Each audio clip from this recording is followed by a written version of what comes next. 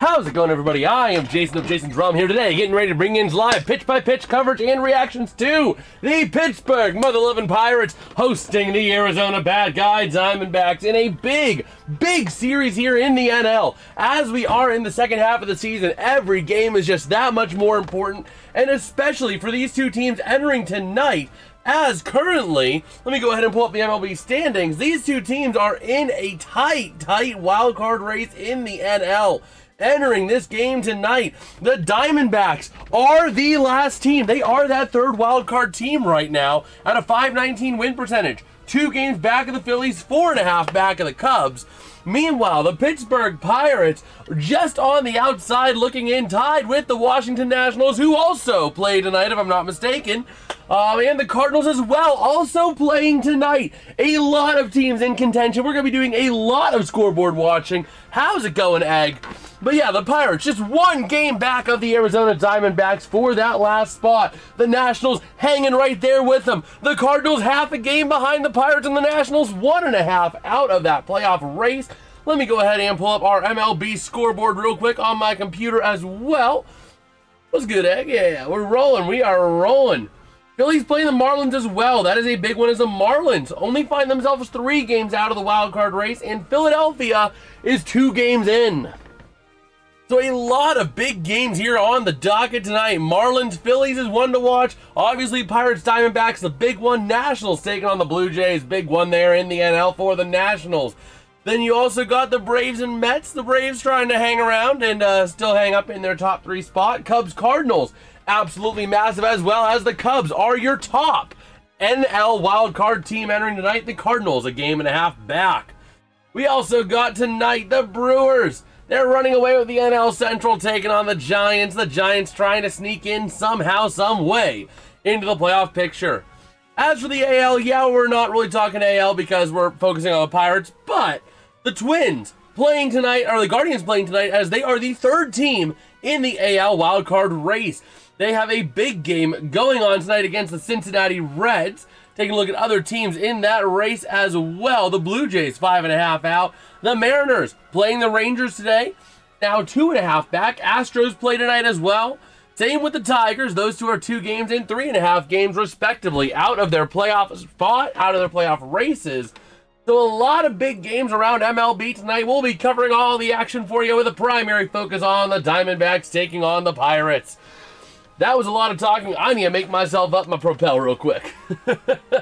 Oh, man. But real quick, today's pitching matchup for the Diamondbacks. Merrill Kelly going to be taking the mound there for Arizona.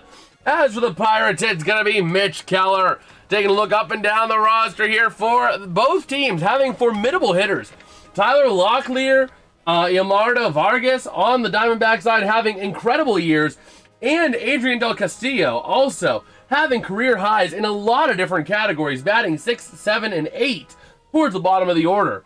As for the Pirates, you got your standout hitters this year, obviously, Esmerlyn Valdez, the rookie, making his impact known across Major League Baseball.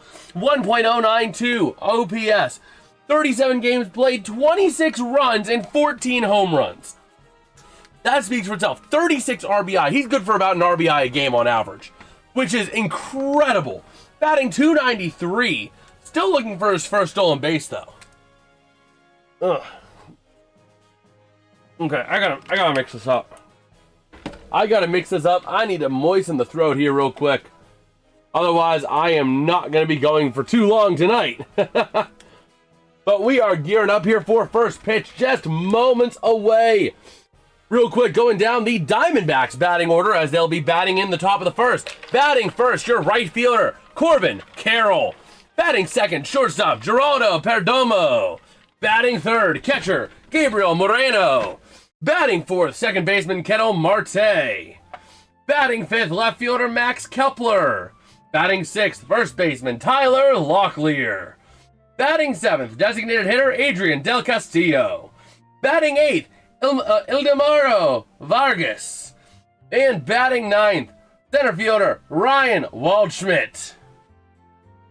So all up and down the roster, obviously, Corbin Carroll, one of the big primary hitters on this team. Gabriel Moreno, we are on watch outs for him tonight for career highs. Potentially tonight in runs, doubles, and triples. If he can get just one of either of those, he will end up getting a new career high or tying an existing career high in those categories. So he is the big one that we are going to be watching out for tonight on the Diamondbacks. Also for the Pirates, their bullpen not doing too hot. Not doing too hot this year, but they're rocking the same bullpen as they did yesterday for the Cubbies. Pirates having some big news as Endy Rodriguez has been activated, so he is on the active roster for tonight. Good to see him back. Not going to be in the fold today, maybe in play for tomorrow. We'll see. Also, they had, what's his name? They had the first baseman coming up there. Why am I blanking on his name? Let me pull up the Pirates roster real quick and I can get you the name. I know I saw it earlier and I am blanking on it as we are getting ready for that first pitch here. Let me see here. I'll know it when I see it.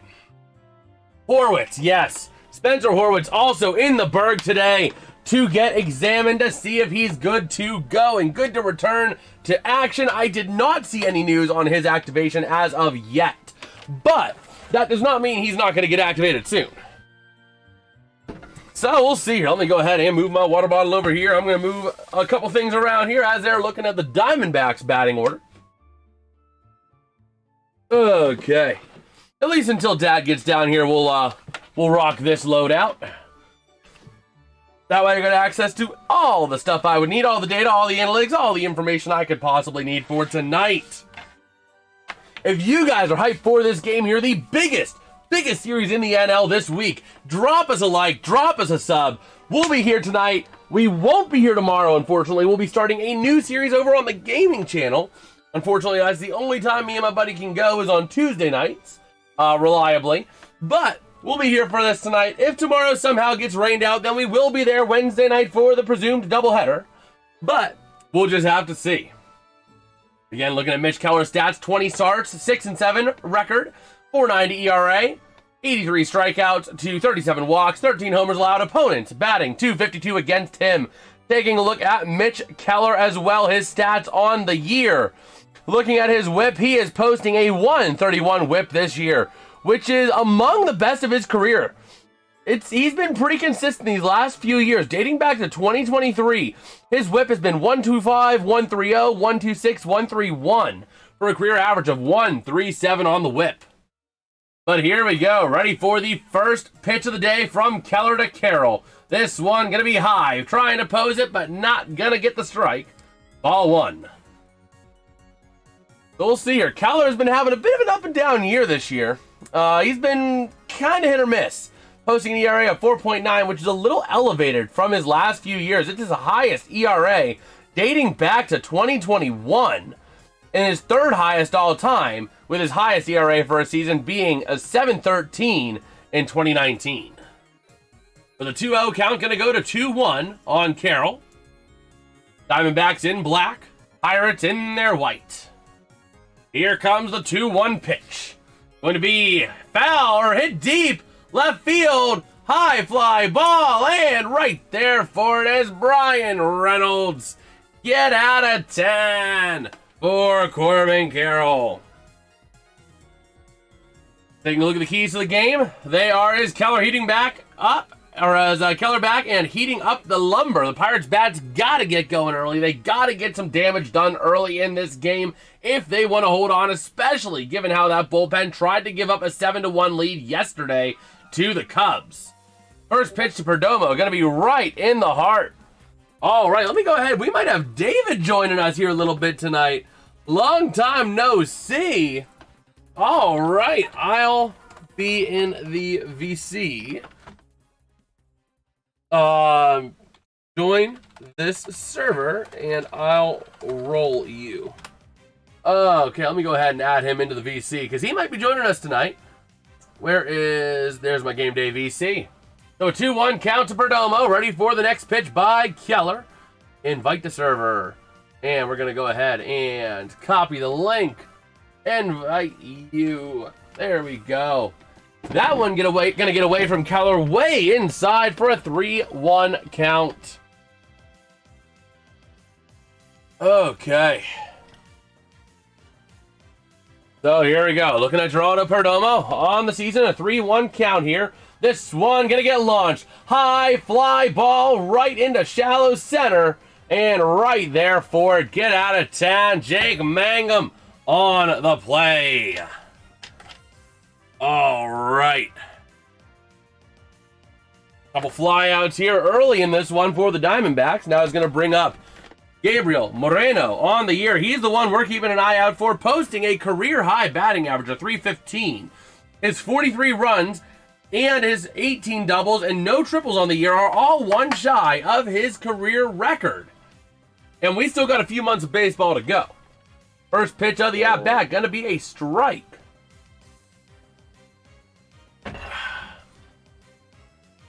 So here we go, Moreno. Ready for the pitch, the 0-1, going to be low and away for a ball. 1-1 is the count, 2 down in the inning here for the Diamondbacks. By the way, 23-game on-base streak for Moreno. That's the longest active in MLB. This one going to be low for a ball again. Okay, let me go ahead and grab my thing here. I want to grab this chat, move it here. There we go. Now I have everything I need all in one little place. So the 2-1 going to be high for a 3-1 count here on Moreno. Okay. So yeah. Oh, is that David up in here? What's good, bro? What's good? How you doing? Good, you?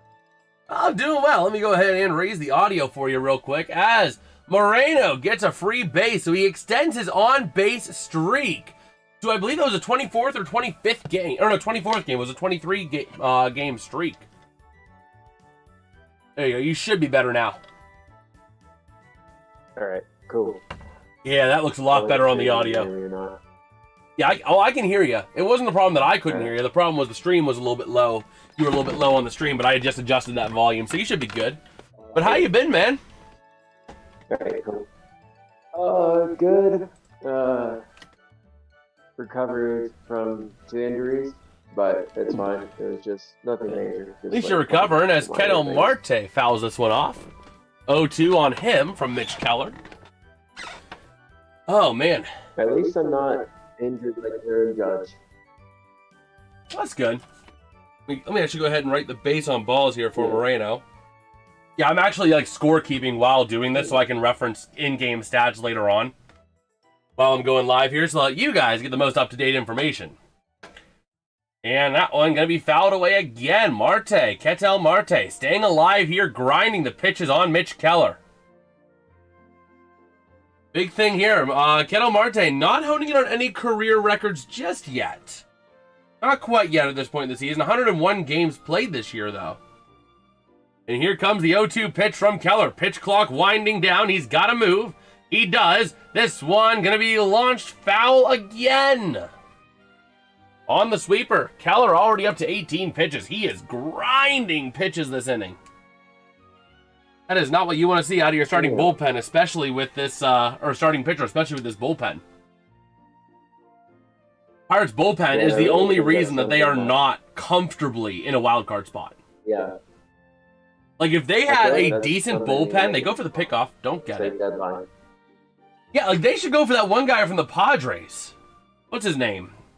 That everyone's talking about on the move. Mason Miller? Yeah. Is it Mason Miller? I think so. Yeah, that's the name. They should go for him. You got to get a good pitcher. You got to get a good anchor pitcher. Better than Gregory Soto. As Keller gets the swinging strikeout.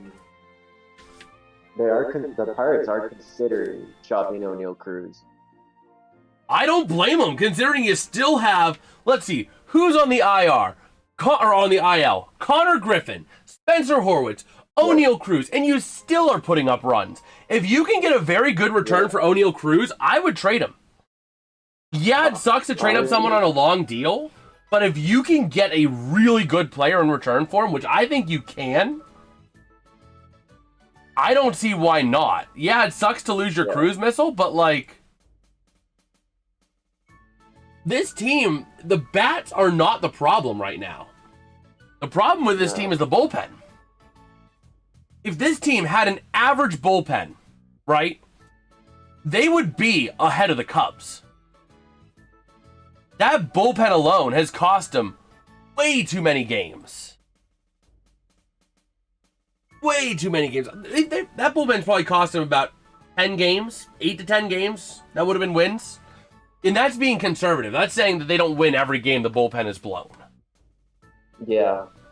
Like, they're probably a 60 to 65 win team if they have a decent bullpen. And that leapfrogs them above anyone else.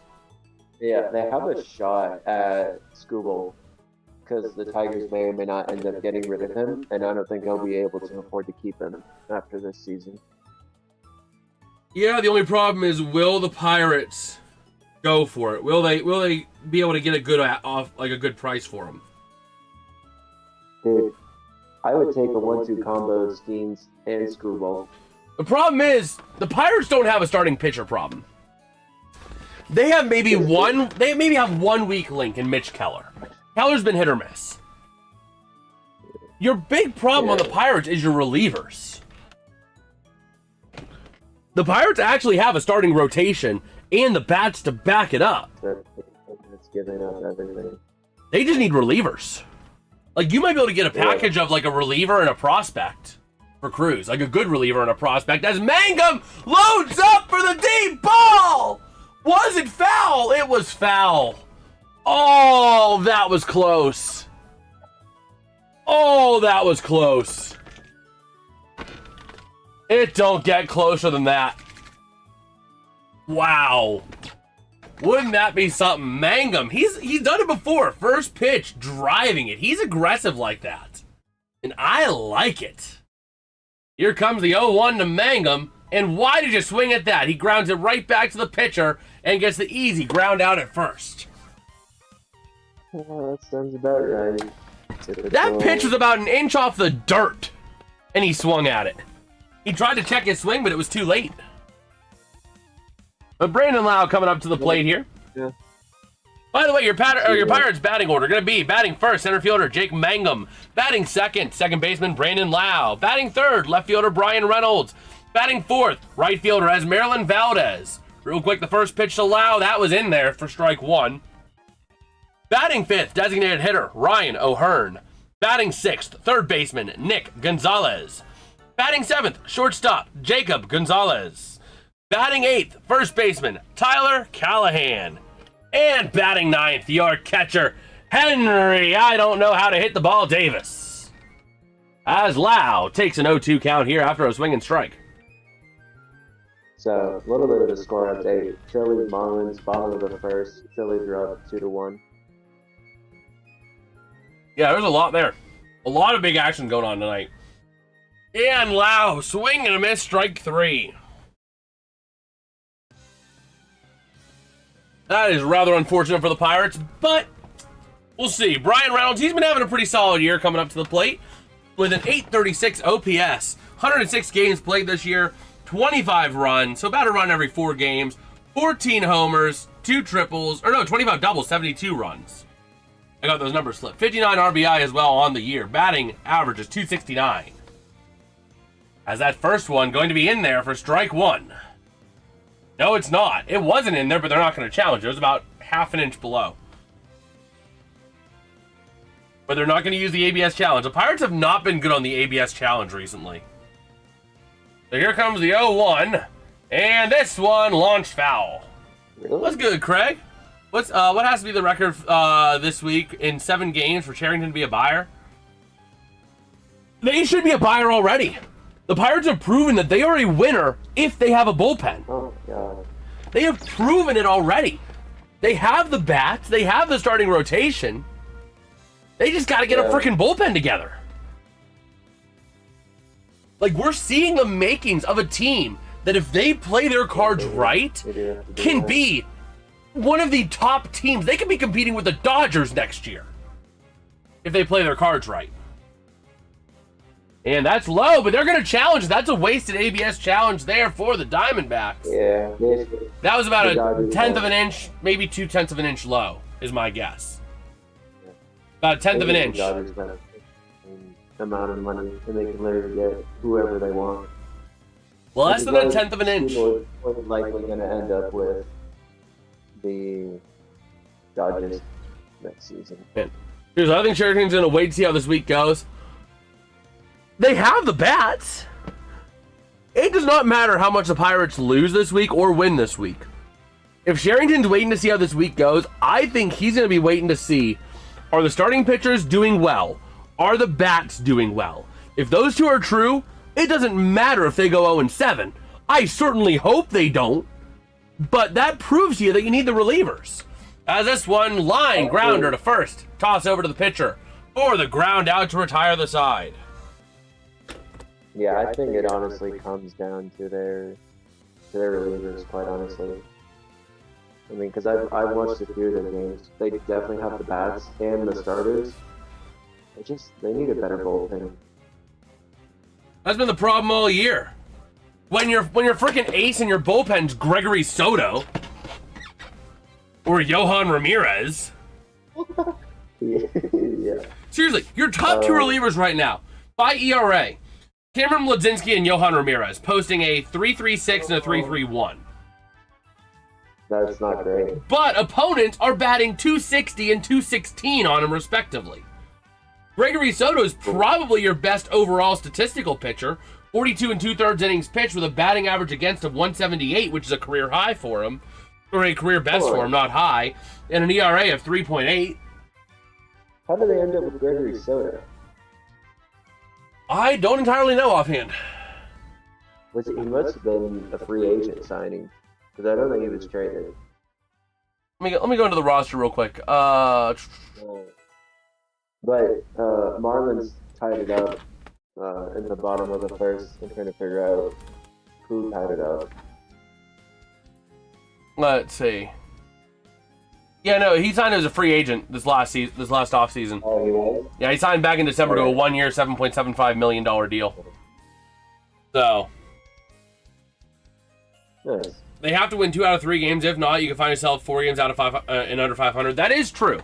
I'm not saying that I want the Pirates to lose, but I think for Sherrington, if he's looking to see how this week goes, he has to pay attention to the bats and the pitching, the starting pitching, and then see how the bullpen goes from there. As we're ready to roll here in the top of the second, Mitch Keller back out to work. First pitch of the inning going to be put into play. Ground straight into right field, right to Valdez. He's going to get the ball back on into the infield. But a base hit for Max Kepler. I was going to bring up Tyler Locklear. Brother's having a good year. An OPS of 943. Granted, he's only played in 6 games. He's not really been a big factor. His 1 double is a career high, but he is batting .316 in those 6 games. 8, 9, 10, 11, nothing? Ready? No. Oh, it will be, though. And this pitch going to be inside from Keller. 1-0 to Locklear. Here comes another ball. Walk. Oh, we'll see here. Locklear ready to roll. And the pitch going to be put into play. Softly grounded, but you can't get the out at second. Get the trailing runner at first for 1 out. Yeah.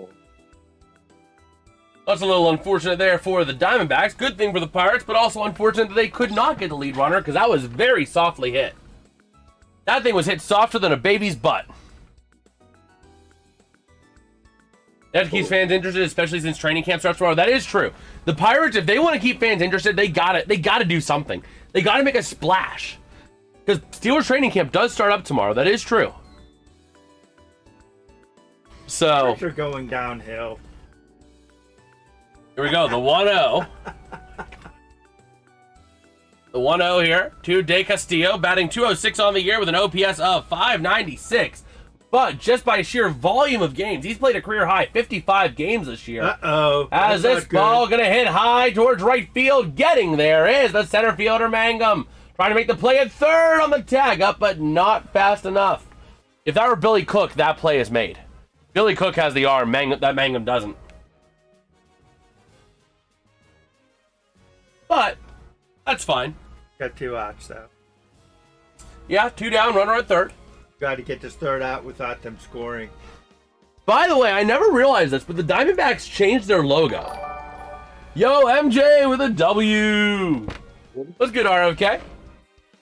When did they change the logo? They changed it because it used to be the tannish outline. Now, it's a blue outline. MJ with the happy poop. Oh, I didn't know. Yeah, David's on. David's on. Yeah, we haven't seen David in a hot minute. Does this count because I was using YouTube Music and two? So you listen to music on Dad's account? Oh my gosh! And this one gonna be grounded softly to third in the end zone and out at first. All right. Gotta do a little bit of it. Stuffing it. There we go. Getting ready now to go to the bottom of the second inning here. A fast So how many hits game. do they have, and how many hits do the Pirates have? Pirates don't have any, and the Diamondbacks have just 1. They've had 2 base runners, though. They have the walk. Walk in the first. Nobody's beaten the Dodgers except the hot Braves or Brewers, but we can believe in the Wild Dogs. Hey, I'm just saying, the Pirates are positioning themselves right now. Not this year, but if they play their cards right, they could be competing with the likes of the Dodgers next year. If they make the right moves, they can be competing with them. Not on a financial side, but on a player side, a personnel side. Now, if they keep this young talent... Thank you, Godspeed. I was going to get to that answer on Craig's question. I did see it. It just, there's a lot moving through chat at that point. But yeah. But yeah, he's going to be coming back. We saw a 7th or 8th. It's going to be somewhere in that time frame. The same weekend as the Josh Harrison weekend in Pittsburgh. I saw that today. They're bringing Josh Harrison back for like some sort of like a, recognition or something that weekend. I have to disagree with MJ. I don't see the Braves beating the Dodgers. I don't. I mean, if they get hot, they could. That's why he said a hot Braves team. Yeah. But with some of the injuries they have to pitching and to their batters, I think it's a bit of a stretch. I definitely see the Brewers beating them, though. I really like how the Brewers look this season. The Brewers are a freaking cockroach. They never die. No, they don't. They don't. By the way, that was a 7-pitch inning for Mitch Keller. Very efficient inning. Except for the hit. Other inning. But here comes Esmerlyn Valdez. Brother is 4th most homers in the first 37 games. Get out of the homer. Joining a lot of good players as Valdez fouls this one off. Another homer. Oh yeah, what were you saying? You were saying something before we got into a lot of other stuff. What did it start with to maybe remind him? Oh, I don't know whether the Pirates. I mean, they have to keep their people though, and not trade them off. They've been starting to do that. They're starting to turn a leaf. And maybe they might be able to get a playoff berth next year. I don't think they're gonna. I think they can this year if they get that guy from San Diego. No, I don't think they're gonna get it. I think they're just gonna be short. So there's still gonna be actually 1 game behind the Diamondbacks for the last wild card spot. Yeah, the Pirates enter tonight 1 game back. We did cover that earlier in this stream. Yeah, but the Pirates, they always go downhill. I'm just waiting for that train. It'd be huge if Keller could regain his form. Absolutely. 4 or 5 or 6 series where they just lose. Yeah, absolutely. Keller has not been looking like himself as this ball hit high towards left field. And it's caught by Kepler. Screw your space program, Arizona. But that's going to bring up Mr. Grand Salami himself, Mr. Ryan O'Hearn, setting his home run, or tying his home run career record with his grand slam yesterday. Ready to roll now? He won't hit anything today. Hey, he just tied his career high. How does that believe our change ways to being buyers? After the big game that he had, what did he do in the next game? But that wasn't a big game yesterday. It was just a... Yeah. Oh. It was just a good game, not a massive game. So here we go. O'Hearn with a 279 average. That's outside. That was close. By the way, the Diamondbacks did burn a challenge, too. Did they? Yeah. Well, they're down to 1, so they're not going to challenge. Yeah, but the Padres being only 2 games out, they could turn to buyers. But the problem is, there's a lot out there, and it's going to be interesting to see what the Pirates do. If they can get a strong reliever somewhere, they've got a shot. Right now, your top 3 pitchers in the bullpen, you're spearheaded by Gregory Soto, Cameron Mlodzinski, and Johan Ramirez. And this one going to be launched, fly into right field, and right into the glove of the right fielder. Pretty good hits. Yeah, they're making contact. Better than the last inning with a ground out, strikeout, ground out. They definitely went downhill, so better off selling and rebuild like the Cards. Oh, man. I have a problem. D-backs are my number 2 team, but if they win, the gap between us and wildcard spots gets bigger. So I have to cheer for my division rival Pirates, who is also ahead of us in the wildcard race. Now that is a decision matrix right there in your brain. Yeah, but if you think about it, who do you trust more that's going to get that wild card spot? Arizona, honestly, I don't know. Pirates? Honestly, I don't know that I trust either of these 2 teams. Really, I think I trust Arizona more than I would the Pirates. Pirates are known to. Well, here we go. 1-1 to Nick Gonzalez, having himself a career year, leading his OPS at 780. That one gonna be low for a ball. Also, career high in games at 158 runs on the season, a career high. He's 1 homer away from tying his career high there, and 1 stolen base away from tying a career high. But also new career records in RBI and walks, and posting a 313 average, gonna increase after that base hit. Going to be the highest batting average of his career thus far. Now his cousin comes up to bat. Jacob Gonzalez up to the plate. And after this second inning, we're going to go ahead and take a look at our scoreboard. David, I don't know that you've seen these before, but I have a couple of new scenes on the live streams where we can go and check out scores from around the league. So, little quick update in the Phillies Marlins game. Bottom of the second, Griffin Conine just homered. Yeah, I see that 3-2. I don't know that I like that. I mean, the Phillies losing would condense the race, but the Marlins would also get a little bit closer. Yo, MJ! Paying respects with F. Much love. Much love. What's good, Alex? How you doing, bro? Nice pickoff attempt, but even better by Gonzalez to beat it out. Here comes the 0-1 to Jacob Gonzalez. Swing and a miss. Foul back. Marlins are due, but why against Wheeler?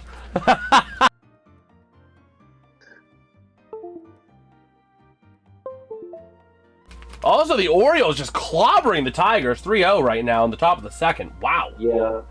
I was about to mention. Here comes the 0-2. This one fouled away for Gonzalez. 0-2 count there to Jacob. 2 down. What's the pitch count for? 25 so far for Kelly. Yo, MJ! Pressing F again to pay respects. Much love. But this one going to be way high to take off his catcher's head with that one. Mitch Keller, by the way, at 26. So they're both equal right now. That one's for the Pirates. Well, we'll see.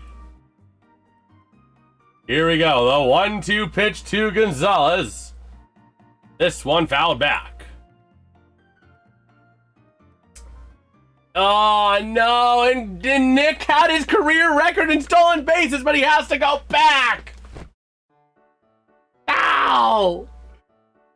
We almost just saw a career record in stolen bases. But Jacob Gonzalez fouled it off.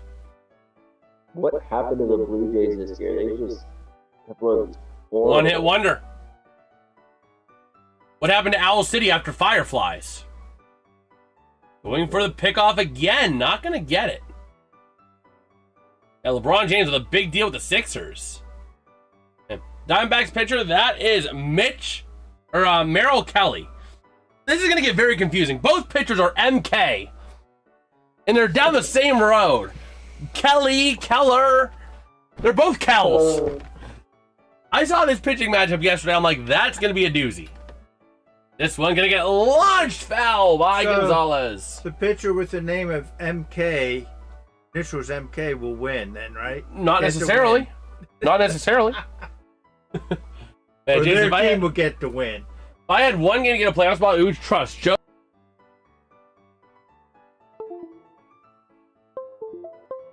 And going for the stolen base again! No! They want Nick to run, but Jacob keeps fouling. Ah! Better than him being called out on third strike? I guess. Oh, here we go. Woo, woo, woo, woo. The base coach out there like, woo, woo, woo, woo. I just did the job of the base coach. Oh, man.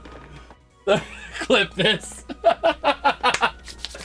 So here we go. The 1-2 count to Jacob Gonzalez. This one, there's your strike three. Swing and a miss.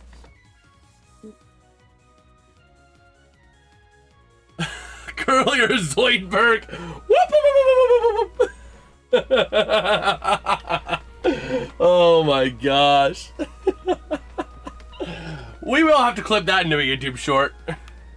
Almost assuredly. Let me see here. By the way, 30 pitches for Kelly now. That was a 20-pitch inning. Let me make a note here real quick on that.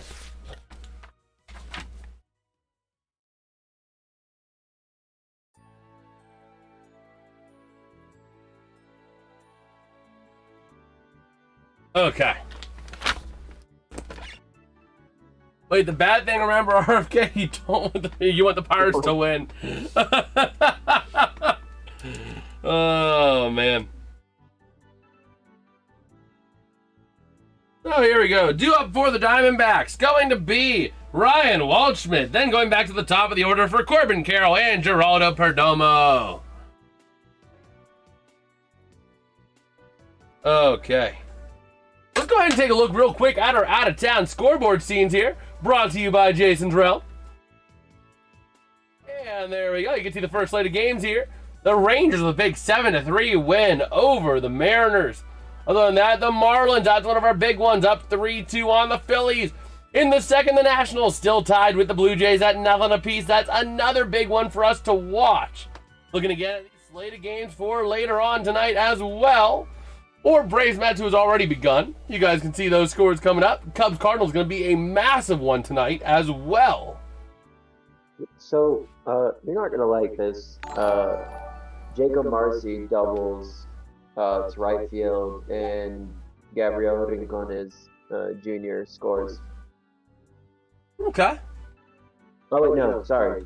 Javier Sanoja scores. Yo, MJ with a star. Yo, that's weird. Every time I go back and forth, it like always re-triggers the gifts. It's weird. I don't know why it does it, but it always does it, and it's so stupid. It's just gonna keep playing them. No! We're in a loop! We're in a loop! We're in a loop of bring! Uh-oh. There's another F. But here we go. 1-1 count to Waldschmidt.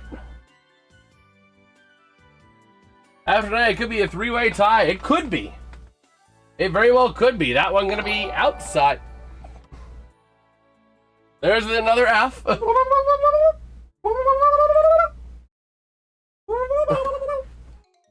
Oh, man. So here comes the 2-1. Check to swing. Low for a ball.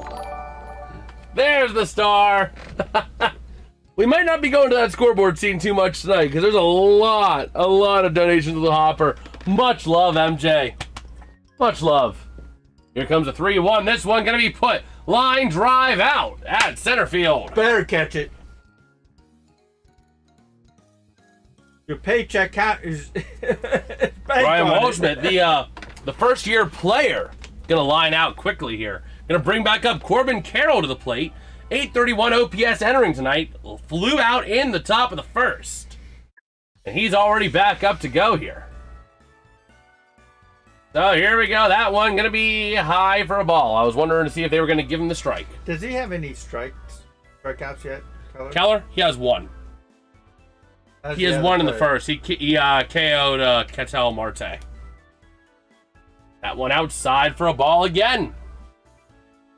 But even if he doesn't get a lot of strikeouts, as long as he's being...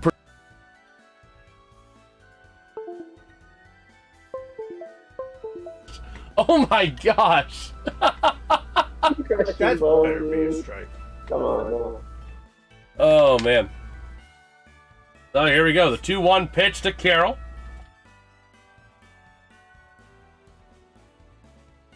And this one, yeah, it's in there. He was going to swing, checked his swing, but it was a strike anyway, so it didn't matter. By the way, Dad, Alex saying, how are you doing today? Okay. Since you don't always get chat, since you don't always watch chat, I figure this is probably the better way. So I can pull up other resources over here. 3!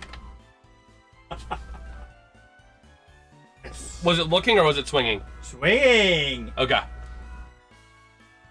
I want to make sure my K is the right direction. Oh, right underneath. Right underneath the ball. I just want to make sure my K was the right direction. Why? If it's a looking strike, it's a backwards K. Is it? Yeah. Yeah. And that one going to be in there. Strike one. Yeah, a K is going to be this way for swinging strike. It's going to be this way for looking strike. And I don't care whether it's looking or swinging. I'm not that technical. Oh, I always pay attention on that. Some problems with your feed because you go mute when you're talking. Oh, I'm wondering if that's what's disconnecting. What? I'm wondering if the microphone keeps disconnecting. For what? Yeah, that might be what it is. That could be the sound we keep hearing when that dun dun dun dun dun dun dun dun dun. Well, guess what? That's probably what it is. Yo, MJ with the GGs and the GLHF. Yes, sir. How is it? Why is it? What are you doing to disconnect it? Nothing. Well, you gotta be doing something. Yo, with a clutch, MJ. Coming up clutch. Perdomo gonna foul off. 2-2 is the count here. Oh, man, we're having a good time tonight. 2-2 here. Keller at 40 pitches in the third inning here. Not good. With 2 outs, that's fine. Right now, he's tracking to about 90 pitches through 6. And Don Kelly always pulls his starter in the 6th inning, after the 6th. Yeah. That means he's going to get his 90 pitches. I got a 3 score updates for you. The first All right, one cool. is Well, give us 1 second here, David. We got a full count pitch.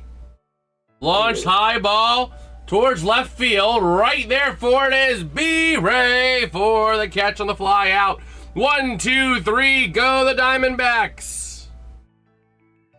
All right, what you got for us, David? So, Braves, Mets just kicked off top of the first. Ozzy Albies singled to Francisco Lindor, and Ronald Acuna Jr. scored. And then the Marlins game, that is now 5-2. Otto Lopez triples on a sharp line drive to right Who's field. winning? Marlins. Marlins. That's good because the Marlins are 3 games out, but the Phillies are 2 games in. Pirates are 3 games behind the Phillies, which would condense the top of the wild card race. Baltimore, Detroit, that game's in the bottom of the second. Lee hits a sac fly to Leody Taveras. Zach McKinstry scores for that game. I'm going to place an Amazon order real quick. So I need to get a USB extender. It's now 3-1.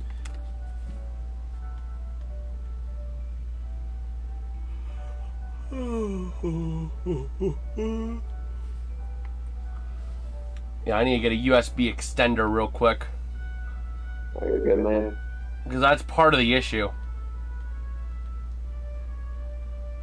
So I can add that to cart. That's the same cord I got before. And then I'm also going to get a baseball glove because my current glove is broken. I've been meaning to order that. I haven't ordered it yet, so I'm going to order my glove. I got an update on the Toronto-Washington game. Bottom of the second. Luis Garcia Jr. doubles to right field. Messi Nunez scores. That game is now 1-0 Nationals. Okay. Let's see here. So we're back here in the Berg, ready for the bottom of the third inning.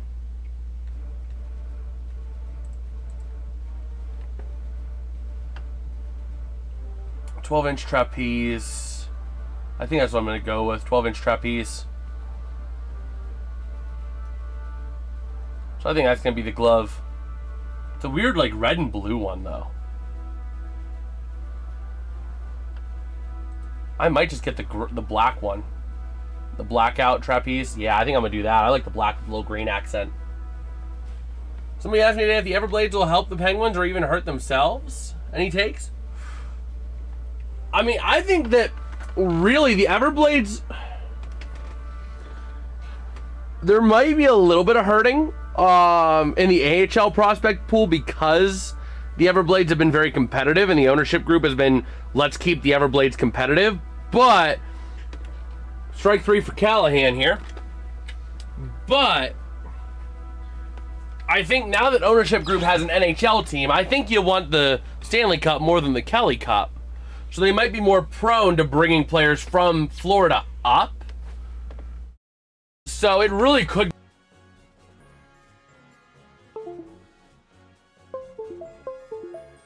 Oh, did the mic cut out again? It probably did. Yeah. The Okay. screen is cutting in and out of live, but it's still showing. Yeah, so we'll see here. Oh, I need to lower the audio on this.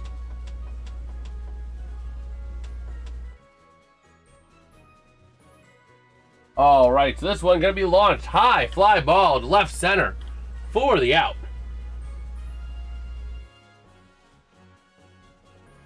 Okay. There we go. Kind of getting myself resituated here. It's not looking too good. But yeah, I mean, I could really see it going either way. I really could see it being beneficial or even harmful to Florida. But I think overall we're going to see more benefit to the Penguins than harm to the Everblades. Yeah. So here we go. Mangum 0 for 1 on the day. Back up to the plate. Low for a ball on the first pitch. He grounded out in the first, but looking for his third home run of the season, which would tie his career high. We'll see if he can do it.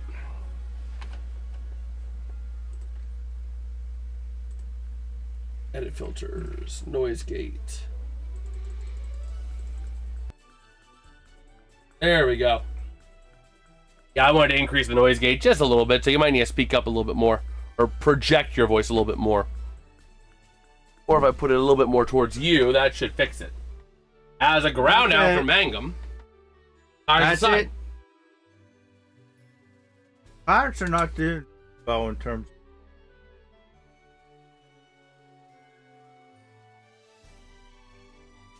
Really, Einstein? You got any more observations to tell me? They haven't scored a run either. They haven't gone past first base, I don't think. They almost got to second.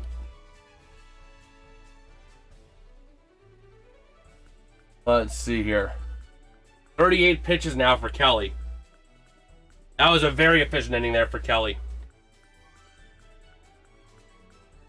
About ready to roll here for the top of the fourth inning. Here we go. Oh, man. Oh, I don't know.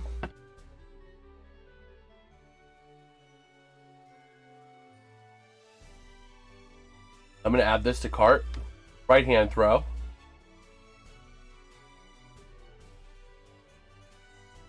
Okay, proceed to checkout. I'm going to use my Prime for Young Adults cash back.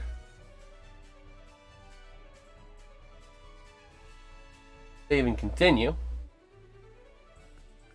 That'll knock it down a good bit. It'll all be in tomorrow between 10 a.m. and 3 p.m., so you'll need to watch out for it.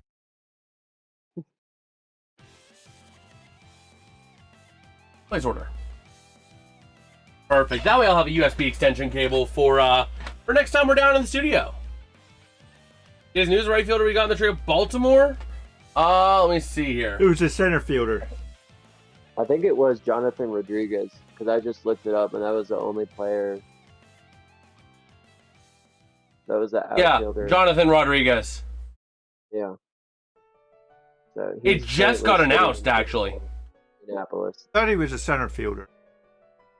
An outfielder, so. What did the trade actually incur?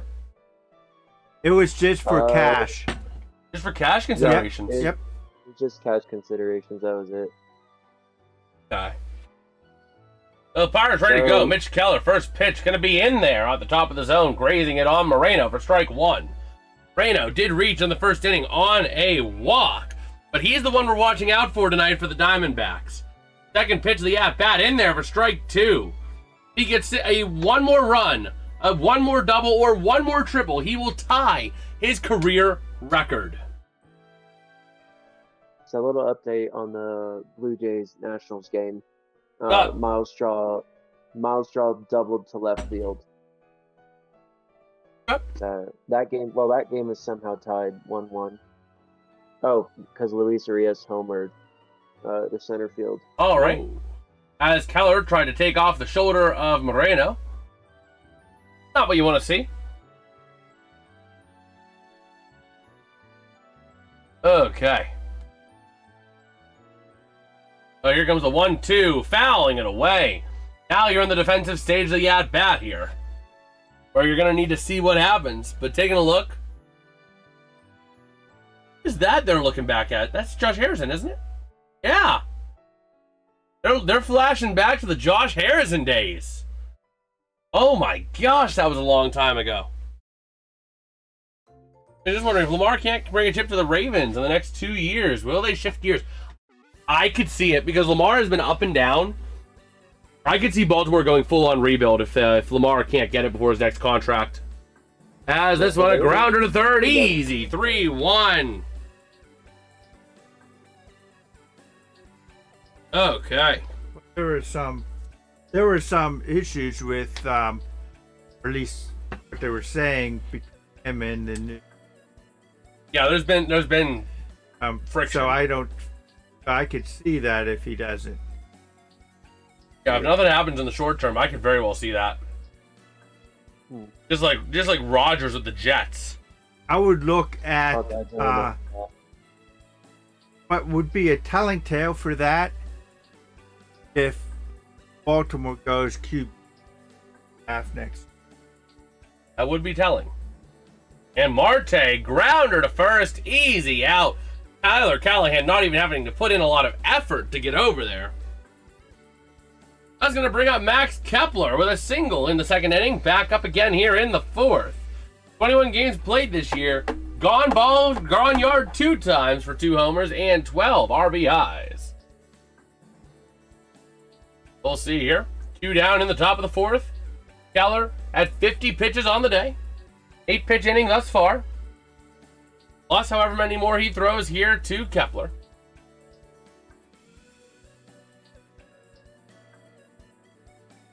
And here we go. First pitch of the at-bat from Keller. Be inside for a ball. No, MJ with the happy poop. Sir, yes, sir. All right, let me go over here. Yeah. Lizzie Cook, are Blue Jays back? What's our score updates there out of the Phillies and the Blue Jays games, David? So Phillies Marlins are still tied. Blue Jays are up 2-1 on the Nationals. Ernie Clement doubles. That was left inside. Field, I think that clipped. Oh, it didn't.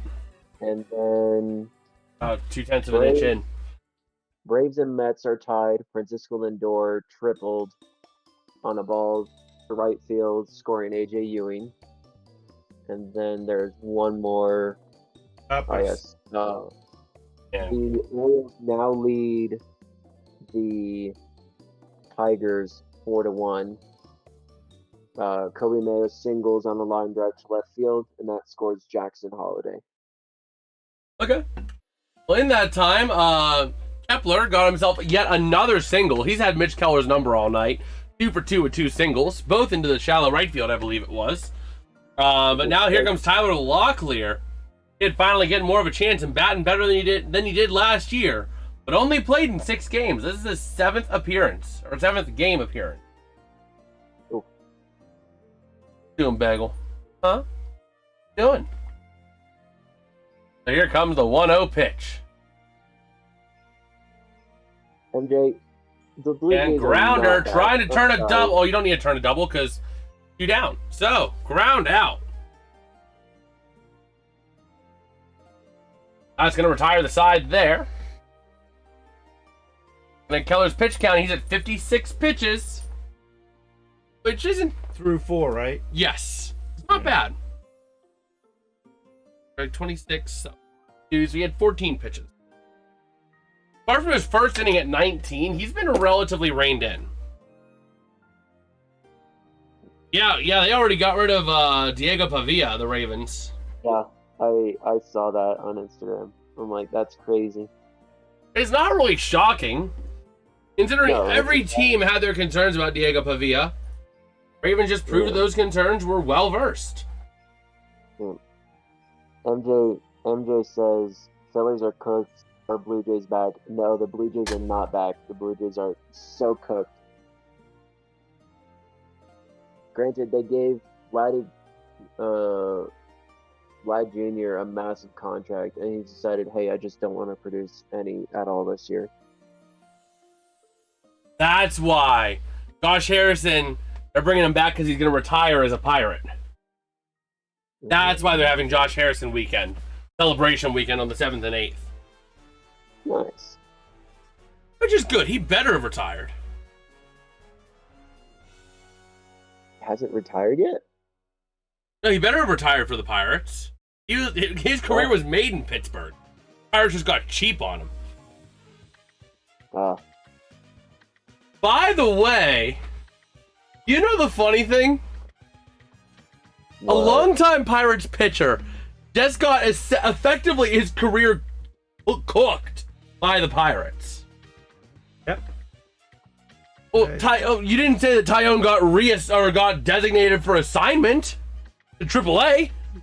Well, that was the result of them saying that it'd be a full day in hell time he pitched. Yeah, he got optioned down to AAA. Damn. For the Cubs. I mean, he was averaging 3 home runs, giving up 3 home runs in every 9 innings. Yeah, 3 home runs given up on average per 9 pitched. I pity them, no. What do you mean? What do you mean I'm saying... How do you say his name? I thought it was How do you Pavia. say Pavia's name? I thought it was Diego Pavia. I thought it was too. I pity them, though. Pavia deserves a shot. And this one going to be fouled away by Lau. 1-2. By the way, Vita Vea requesting a trade out of the Buccaneers. Future Really? Steeler? That's all the rumors.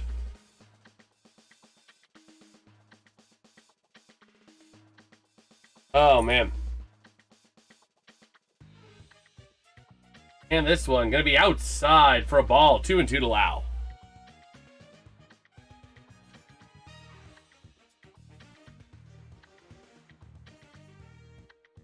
Oh, Joe does. Adams covers me like a blanket, tucked me in, let me lie. Did you find out it's not coming back? Pavia. Is that not what I've been That's how we were saying? saying. Pavia. Diego Pavia. That was what I've been saying. Here comes a 3-2 count from Kelly to Lau. This one launched. Foul.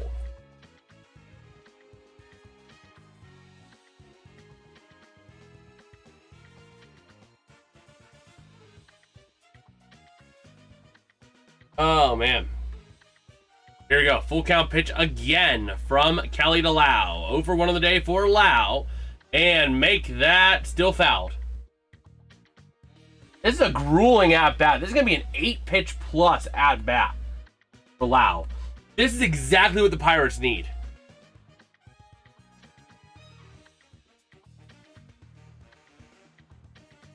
Oh, man. Team YouTube, I'm messaging. Okay.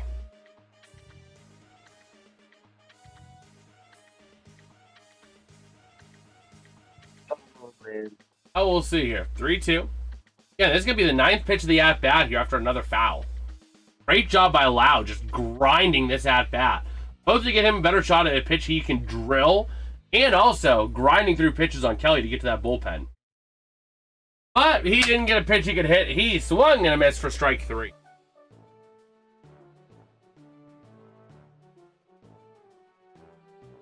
But already setting up this inning to be probably about a 20-pitch inning, I would say. Just on that one at-bat, setting up this inning to be close to a 20-pitch inning.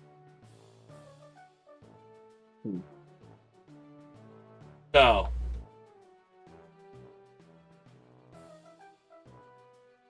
Oh, here we go. This one going to be Reynolds. Fouls off. Oh, man.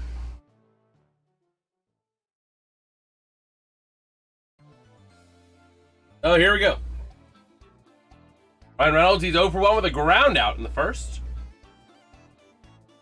The 0-1 gonna be launched high and fouled away.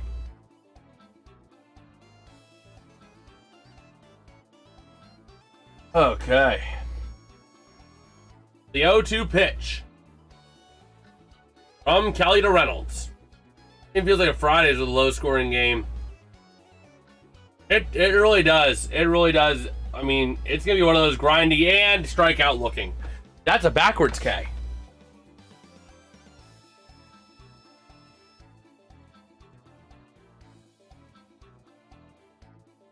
All right. As Esmerlyn Valdez back up to the plate again. The rookie sensation here in Pittsburgh. 1.092 OPS. Just absolutely insane. And it's not just because he hasn't played a lot. Brothers played 37 games. And they got him on strike 1. Also holding on to a 293 average. He has made a name for himself quickly around the league, and he is garnering the respect he deserves from pitchers everywhere. They're having to pitch the edges on him. They can't pitch in the zone because he drills it. They can't pitch out of the zone because he has the guy to know that's going to be a ball most of the time. You know? So, here we go. The 1-1 pitch to Valdez. And he gets hit with, or it hits the butt of the bat, didn't it? No, it hit him. I don't know. Okay, they did give him the base. Okay, so yeah, it did hit Valdez. He's in pain. Trying to just kind of shake it off here. I hope this isn't a... Oh, no. The Pirates have already had the worst injury luck this year, and Valdez is hurt. Oh, my gosh. Oh, no. He's in a world of pain. The medical staff is pressure testing him. Oh, no. Why do all good things get ripped away from us? I don't know. Issue Kelly a 10-game suspension. Oh, my gosh. He's going to the dugout. Valdez is done. Oh. Oh, man. Yo, what's good, MJ? High five. Much appreciated. Oh, my gosh. Yeah, he got drilled right in the forearm. That could be a broken forearm. That could be a broken ulnar or radial, whatever it is. The two bones up in here. Oh. Hit him right about here. Yeah. I don't know which bone that is. Is that the ulnar? I don't know. Hold on. Human arm bones. That means he's on DL, which means that could be an ulnar fracture because that's the ulnar on the outside, on the pinky side. Oh boy. Strike one to O'Hearn. Oh my gosh. This is ridiculous, man. The Pirates have had the worst injury luck. Cruz goes down on extended injury. Connor Griffin misses and a freaking... Are you kidding me? The freaking pinch runner gets out on a freaking pickoff. Screw you, Triolo. Get out of town. We're going to cast you out by walking the plank down the Monongahela. So the Pirates have basically become, was it the 2025 Braves or 2024 Braves, where everyone was getting injured left and right?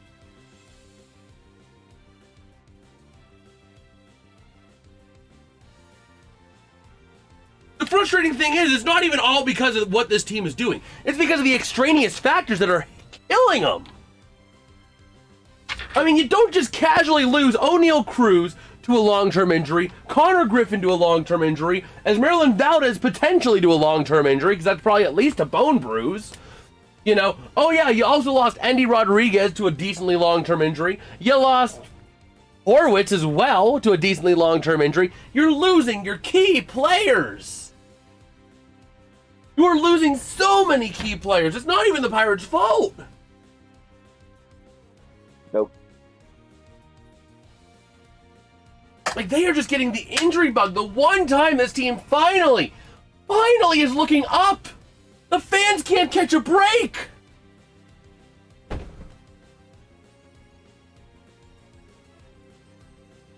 I swear, being a Pirates fan is worse than being a Browns fan.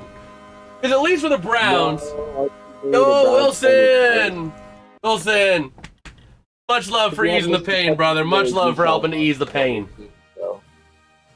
But at this point, I would say being a Pirates fan is worse than being a Browns fan. Because at least with the Browns, you know it's just total organization incompetence. For the Pirates now, the organization finally is looking somewhat competent. And then they just get their hearts ripped out because of things out of their control. Like, Valdez did nothing wrong. He was in the box. He got drilled by a pitch.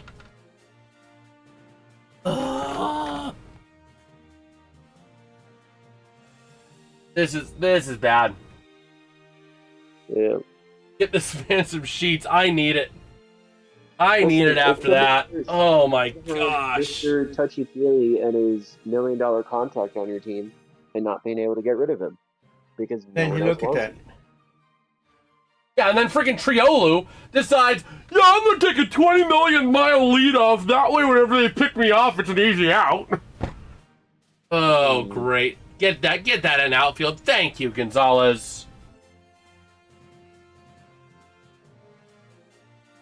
Oh my gosh, 54, that was 16.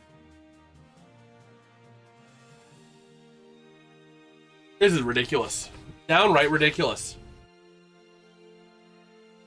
Oh, man.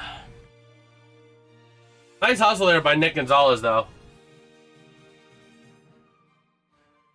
Here we go, Vargas up to the plate. This one going to be down in the dirt. Do you have any news on Valdez? It is a good game.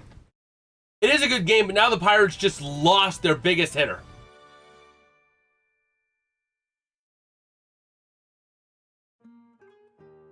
And a ground out at first. Nice job there for the Pirates. Gonna bring up Ryan Waldschmidt again. They're saying it's a hand, but it's not a hand. That's the guy that got picked off. Triolo. Gonzalez goes into the outfield. Yeah, I mean it drilled him right up here, not on the they're saying it's an elbow or like a wrist or hand, but it was back up here, halfway up the forearm. Or if they would pull hook and no, because you're gonna have Mangum's your center fielder. Can't play. He might be other outfield, but like it's I don't know.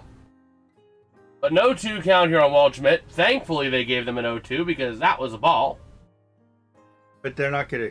They're I protect.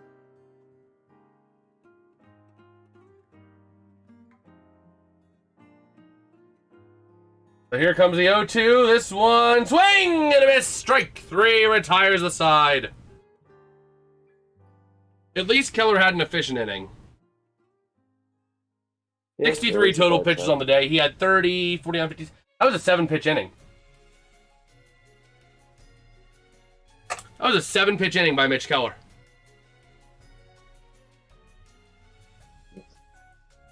Effective.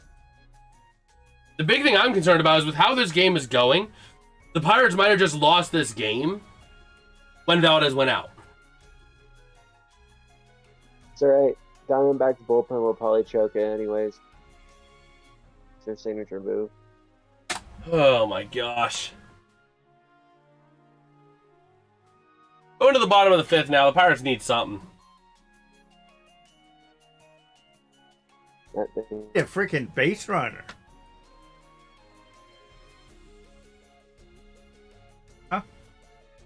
Pirates have not had a base runner. Well, they had a base runner last inning, but freaking Triolu said, "Let me just get a massive leadoff." But they haven't had a hit. The only hit of the game was in the 2nd inning. Yeah. It was their only other base runner.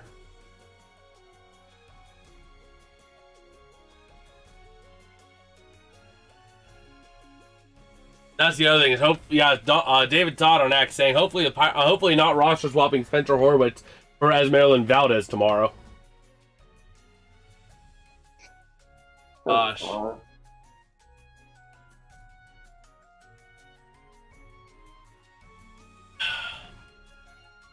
Pitching showdowns are my favorite. They're good pitching showdowns. I'm not going to lie. This has been a good game. It's just tough to see the way things have gone. 3 total hits this whole game. Crazy. Well, at least neither team has given up any runs. I mean, look at the bright side of it. Yeah.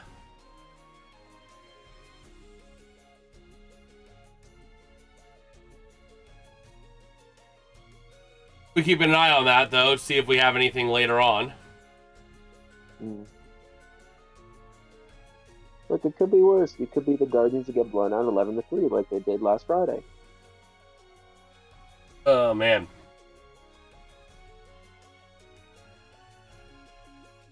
Oh, here we go. Ready for the bottom of the 5th inning here. The Pirates needing something big.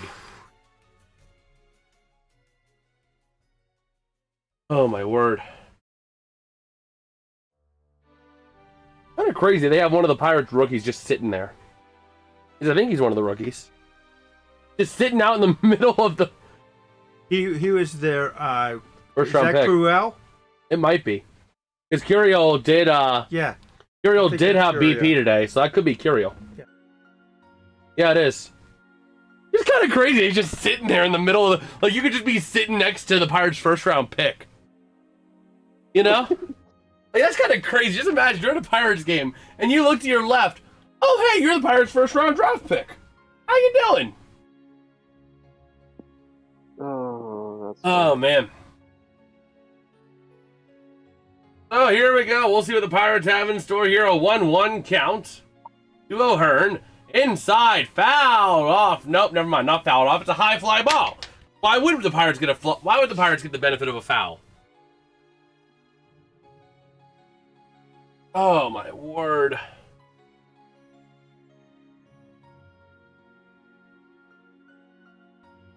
Oh, we'll see here. We will see.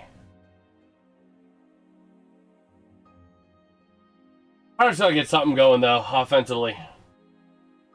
I do. Not for that. First pitch, and it's way inside.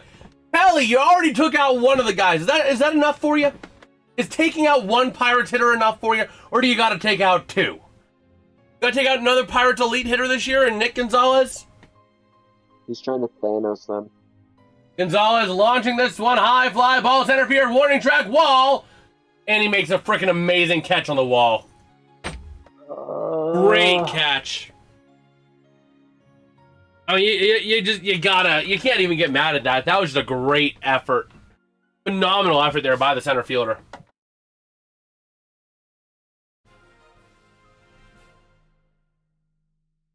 Not a lot of it. Wow. Great effort by Waldschmidt.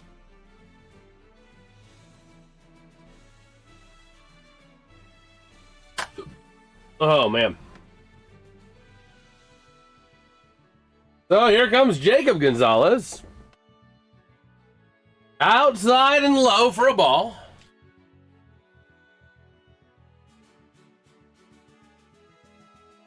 Oh, boy. 1-0. This one gonna get launched. Drops into right field for a base hit.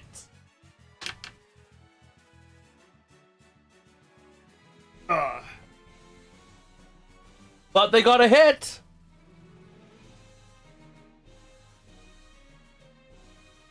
It can't. Beggars can't be choosers, Dad. I guess not. I'll get a home run. Oh, here we go. Tyler Callahan ready to roll.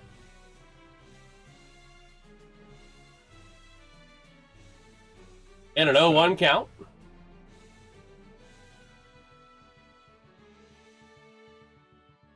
Oh, man. Oh, ready to roll here. Keller there in the dugout. He's going to get the 6th inning. This one going to be low for a ball. You know what's crazy? Huh. The fact that the White Sox are leading the American League Central over the Guardians, the Twins, and the Tigers. Yeah, it is. Oh, here we go. We got the 1-1 count. Going for the pickoff attempt again.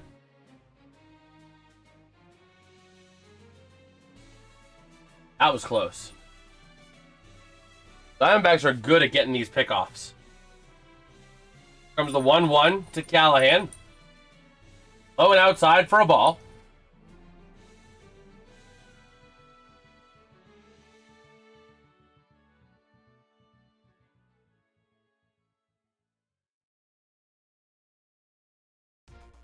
Oh, here we go. The 2-1 count.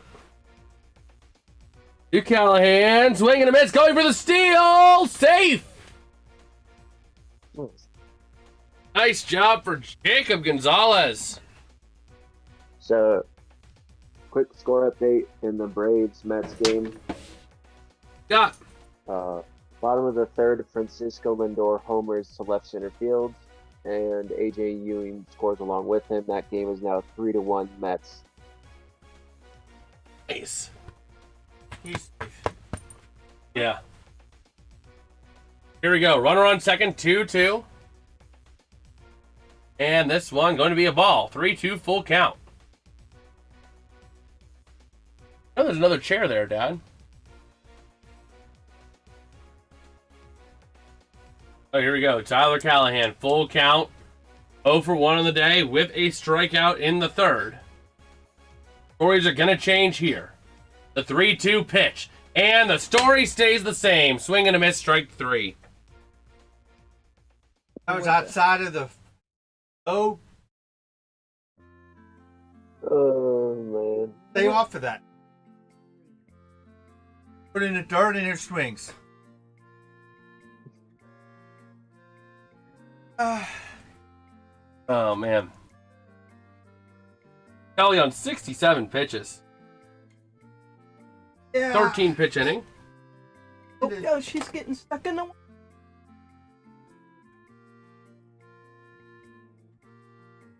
Your computer right off. I'm holding the computer, so... Bagel, Help her. Bagel, come here. Up. There you go. I'll go that way or that way. Thank you. Oh, man. Go ahead and fill this in here. Ready to roll?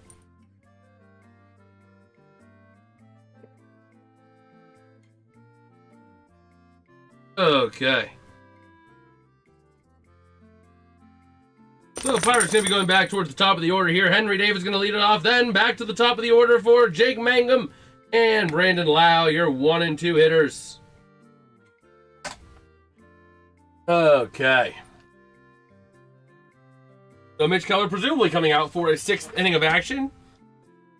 Going to be facing off against top of the order for the Diamondbacks, Corbin Carroll, Geraldo Perdomo, and Gabriel Moreno. Up towards the top of the inning, for the top of the 6th.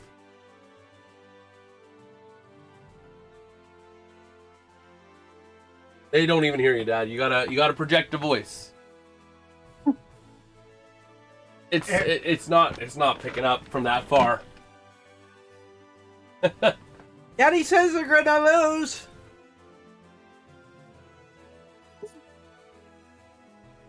All right, this one gonna get put into play. Drops for a base hit for Carroll. Single on the play. And we'll see.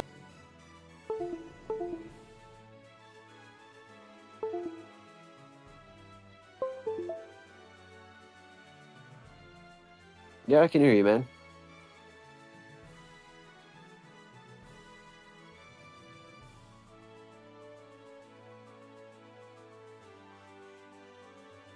Must be doing mouse things.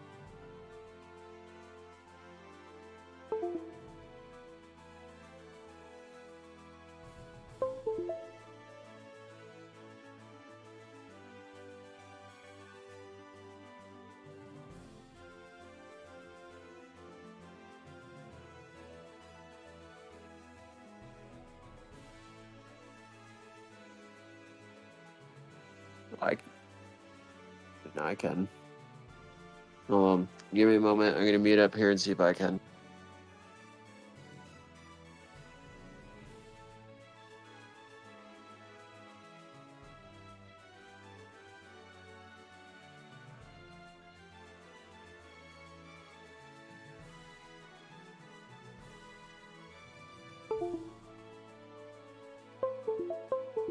That's better.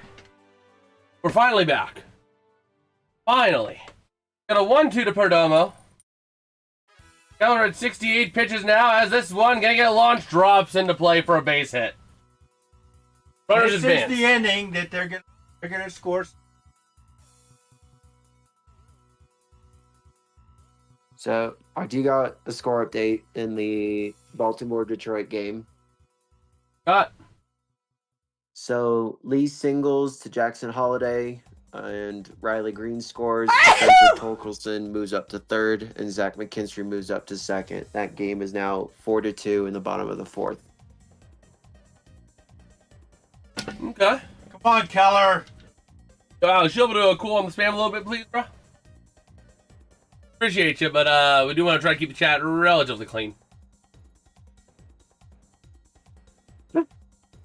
And here we go. 1st and 2nd loaded. Moreno. Be nice to hit into a triple play here. Oh, yeah. I'll And take a double play.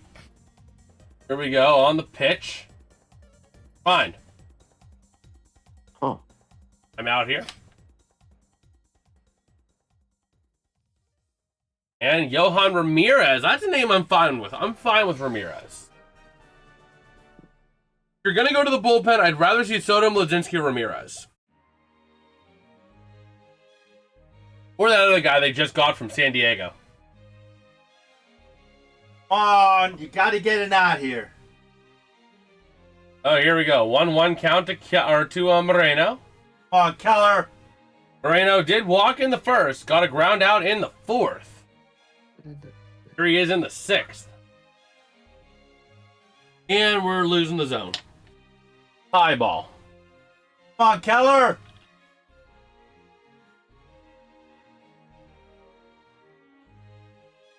Oh, man. Oh, here we go. Ketel Marte on deck, ready to roll as well. That one, they're going to challenge it. That's close. That might be less than a 1/10 of an inch south, but it would not surprise me if it hit. Ooh! Oh my gosh. You cannot be any less in the strike zone than that. You cannot be any less. Great catch there by Henry Davis. Oh, here we go. The 2-2 count. And batter timeout. So, waiting on the batter timeout here.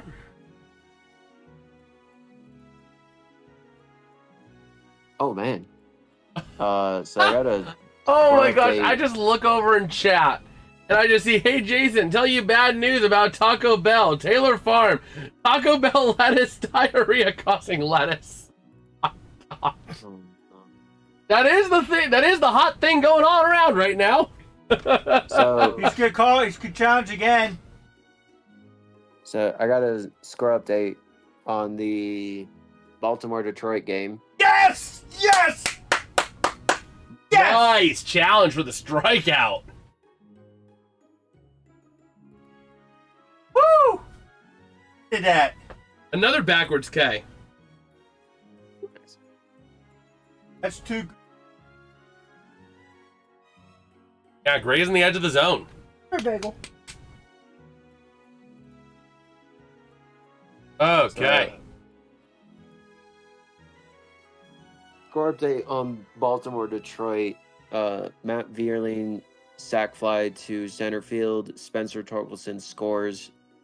It is now 4-3. Detroit is within 1 run of tying it. Okay. Oh, here we go. David joining the stream today.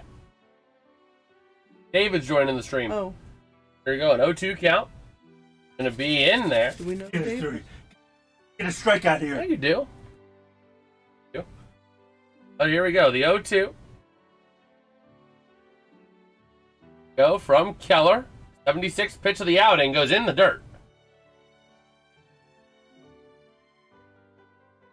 Yeah.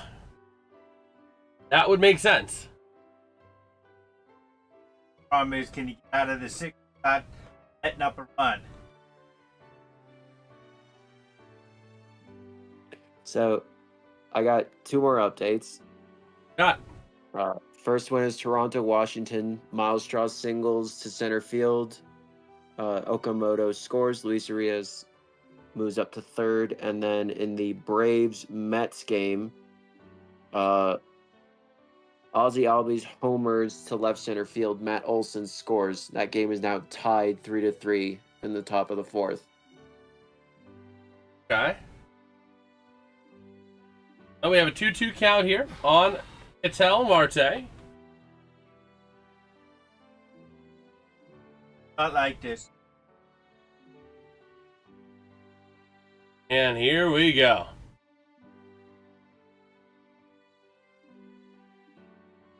2-2. Runners on first and second. 1 down. And the pitch. This one fouled back. That was a beauty of a pitch, too. Just fouled it back. Oh, Marte. No, You're Starling Marte. Starling Marte. Ketel Marte was never.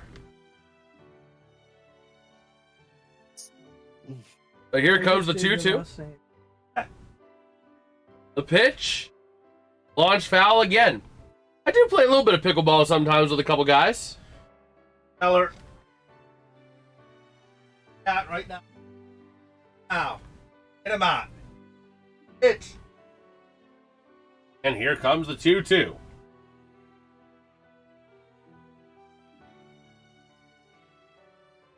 Hi, Here we go. David. 2-2, and it's going to be a single. God. Oh, here we go. That.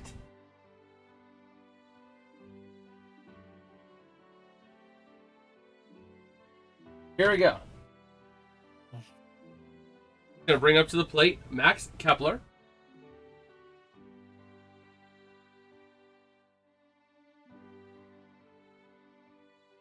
God. Yeah.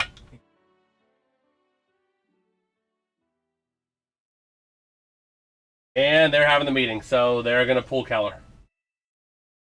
Well, it's probably a good Kelly decision waiting on him there. to grab the ball. Oh, not yet. Not yet. Keller's going to have a little bit more gas.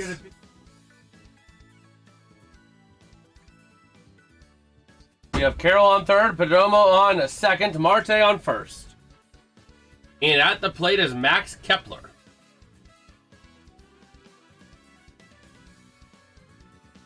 So here we go. Not good. Here we go. Waiting on the first pitch. Bases loaded. And this one going to be launched foul. So, score update on that Baltimore-Detroit game. Got. Leody Taveras. Oh, no, sorry. Trying to find. Where is it? Leody Taveras homers to right field. That game is now 5-3, top of the fifth with 1 out. Okay. Oh, great. Base hit right down the first base line. 2 runs are going to score, if not 3. Nope, 2 runs going to score. Base is clear. Oh, that was base.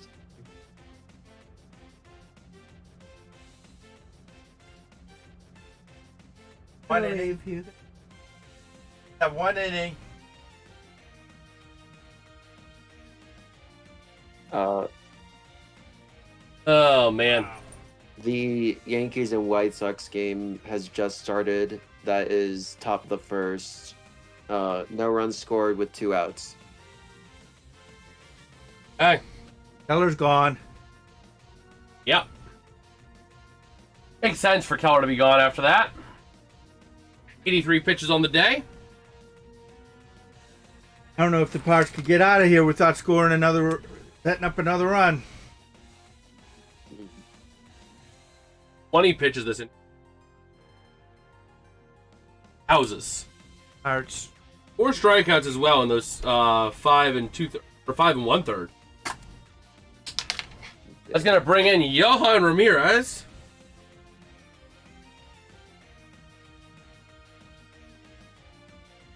Meanwhile, Ramirez's stats on the season: he has a career high 54.1 innings pitched and a career high 61 strikeouts to only 33 walks. Batting average against is a .216 and a 3.31 ERA. We go ahead and pull him up to pull up his whip. I don't know what to say. Most important at a homestand, staring down a 1-3 start. Yeah. They may lose all 3 games. Pirates are. Well, if they only lose 3, I'm fine with that because then they go 3-3.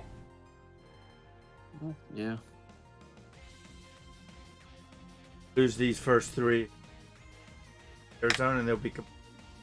Well, if they didn't lose the first 3. They can't have lost the first 3. Hold on. I got it. Back I 3. can look it up. Yeah, the first 3 was the Cubs. By the way, Ramirez holding on to a 1.4 whip. Yeah, they did. Ugh. Arizona's going to win this game. That whip's a little bit higher than I would like. But not terrible. I'd like to be a bit closer to like 1.2 instead of 1.4, but one of the best the Pirates have got. God. Oh, we'll see. Johan Ramirez. Ready to roll here.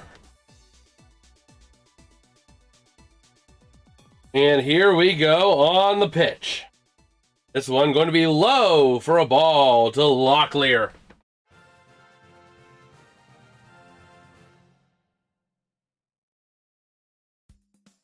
Coach playing in. Set up another. Yeah. Oh, here we go. Locklear is 0 for 2 on the day. Fielder's choice, and this one going to ground. Going to play at the plate. Got him at the plate. What an aggressive move by the Pirates. You needed that. Keeps the runner at second, adds a runner on first, but results in a play at the plate. Now be a base hit for the runner, wouldn't it? Not a fielder's choice.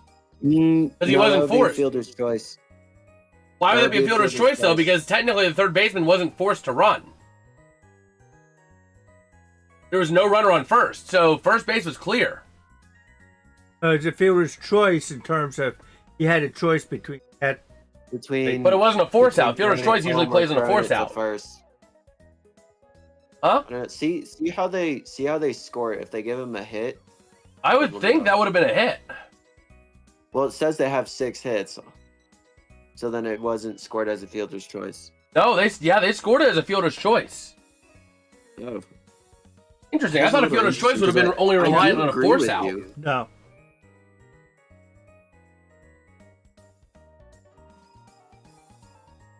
You gotta walk this guy now. On. A 2-0 count to Del Castillo. Del Castillo has a pop out and a fly out on his resume for today. Well, I don't know what to say. Most important homes, yeah. So yeah, it's rough. It is rough for Pirates here. They got to get something going. I don't get a guy hit a run. Oh, here we go. The 2-1. Del Castillo, swing and a miss. Strike 2.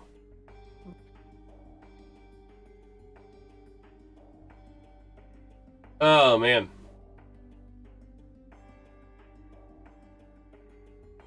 Oh, here we go. The 2-2 pitch.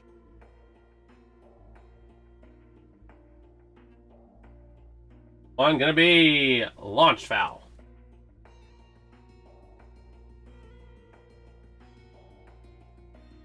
Oh, man. So 2-2 count here. Freaking...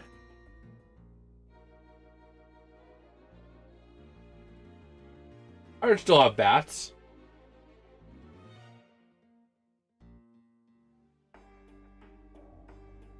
Yeah, here we go. The 2-2 count. 2 down. Here comes the pitch from Yohan Ramirez. This one inside, low and inside. Oh my word. Ramirez just does not seem to have it right now. He's not on this batter. He is losing his marbles. I got an update on that Baltimore-Detroit game. Just 1 second here. We got a full count. You're good, man. Yeah. Oh, here we go. This one going to be fouled away.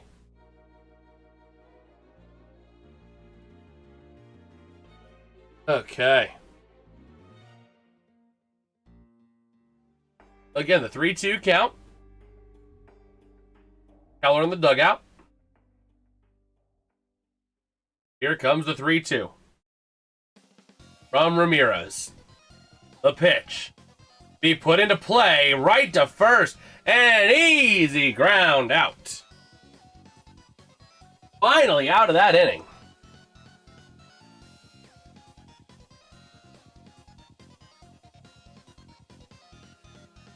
Pirates games are... You're forgetting that they actually have bats this year. They do. The way this game is going. Well, David, you want to go ahead and provide those score updates? And then Dad, after he's done, go ahead and entertain them, because I got to run and use the bathroom. So, in the Baltimore-Detroit game, let me get that first. Kobe Mayo hits a 2-run shot to left center field. That game is now 7-3. And the Blue Jays are up on the Nationals 3-1. Braves and Mets are tied. Yankees and White Sox are tied. And the Phillies and Marlins are still at the same score, 5-2, going into the top of the 6th. Hey. Happens.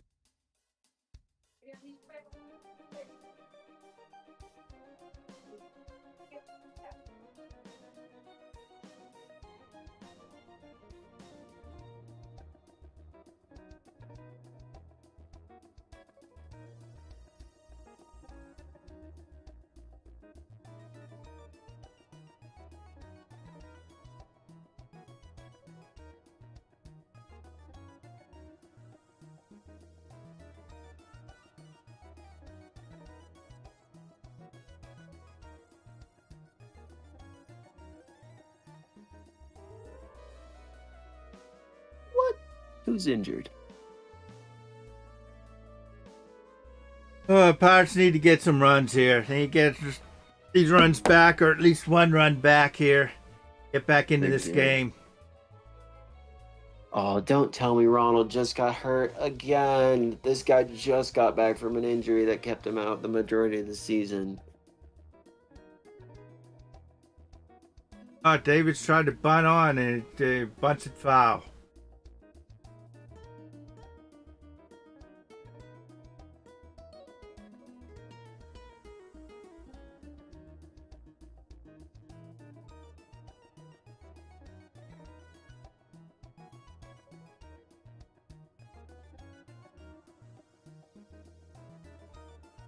Ball, 1-1. Out of the inning? Yep.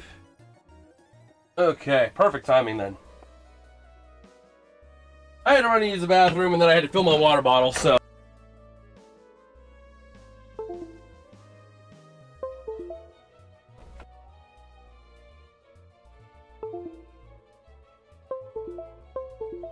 We find, okay, good. Oh, here we go. 2-1 count here. This one gonna get launched. High fly ball, deep left field. Is it fair? Is it foul? It's foul. Second time that's happened tonight where they've had a ball go right down that side in a question of is it fair or foul. Second time Stop tonight. baiting me like that.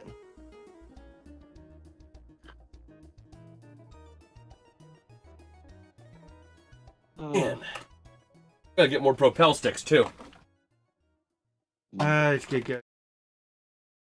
Oh, here we go. A 2-2 count to Henry Davis. Gonna be way outside. And fouls this one off. Was good, RFK. Andrew Jones, Jeff Kent, and Carlos Beltran entering the Hall of Fame this year. Okay. Be nice.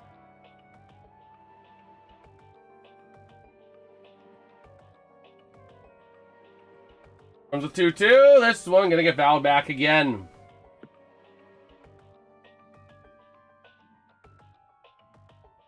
Okay. They're still rocking Kelly here in the top or the bottom of the sixth for the Diamondbacks. Henry Davis is 0 for 1 with a fly out already. Here comes the 2-2. This one launched high fly ball deep left field. Warning track, but the out is made.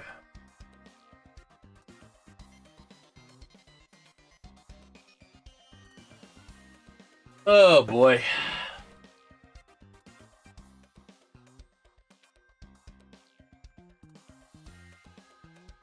Oh, here we go. Nice little effort there by Kepler.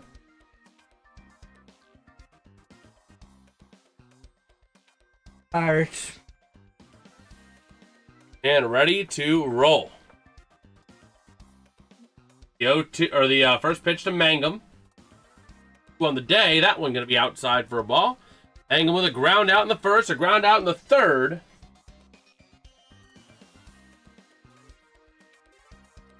Oh. And here we go. The 1-0. This one going to be put into play. Drops for a base hit into right field. Going to be a single for Mangum. Gotta do something here. Gotta put some Got hits an, together.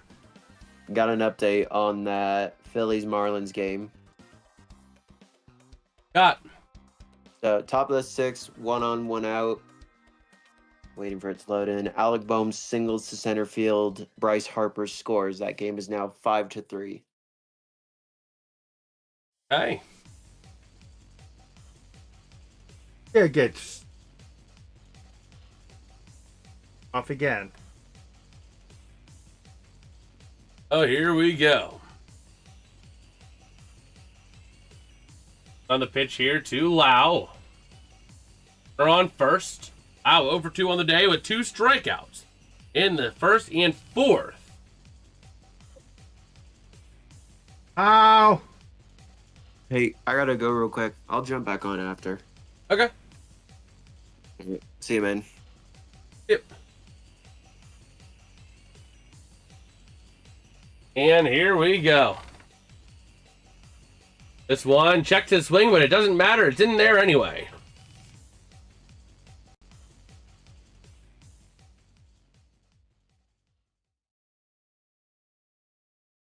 So here we go. That was good, Sandy.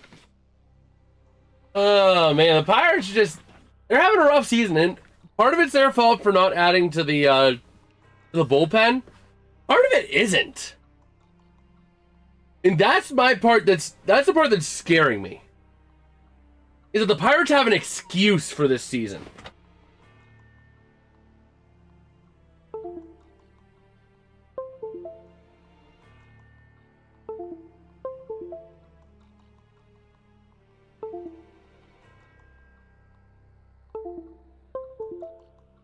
Back? We're back. There we go. But yeah, it's like the big concern I have, Dad, is the Pirates have an out for this year. The ownership group can just say, "Oh, we didn't have the injuries to Cruz, to Griffin, to Horwitz, to Valdez. You know, we wouldn't have been in that bad of a spot. We would have been good." And nothing's gonna change. That's my concern. And that's my fear, is that the Pirates management has an out. And it's a reasonable out because, really, I mean, Cruz, Griffin, now Valdez, all going down. Horwitz doesn't help. Like, I'm just concerned that ownership is just going to say, well, if we wouldn't have had those injuries, we would have been even better. Yeah, the bullpen, you would have won some of those games that you lost because... We also would have been better. We would have actually won games. And this one, gonna drop, resulting... was that a botched pickoff? Yep. A botched pickoff, gonna result in Mangum to third.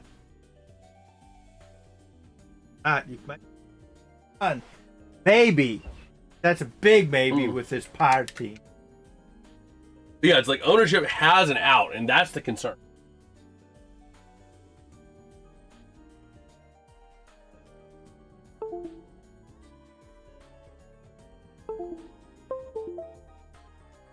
Gosh.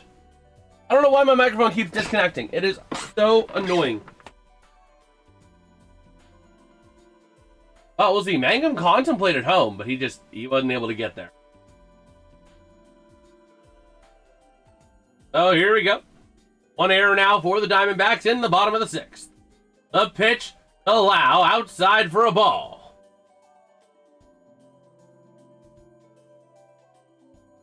It's fine, because that brings up Brian Reynolds, and after Brian Reynolds... Oh, shoot.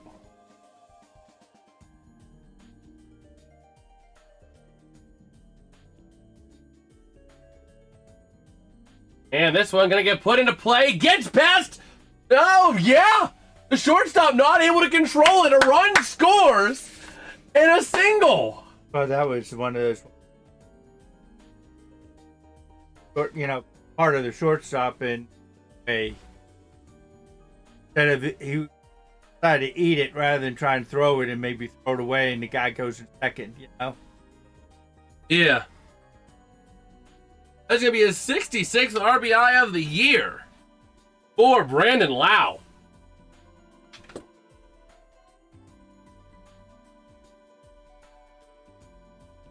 Okay. Uh-oh. And here comes your pitching change, I believe. Kelly getting talked to.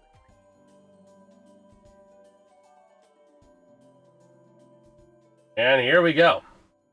Yeah, that's the umpire. I thought I saw the MLB logo. That's weird. The umpire is sitting in on their conversation. Can they do that?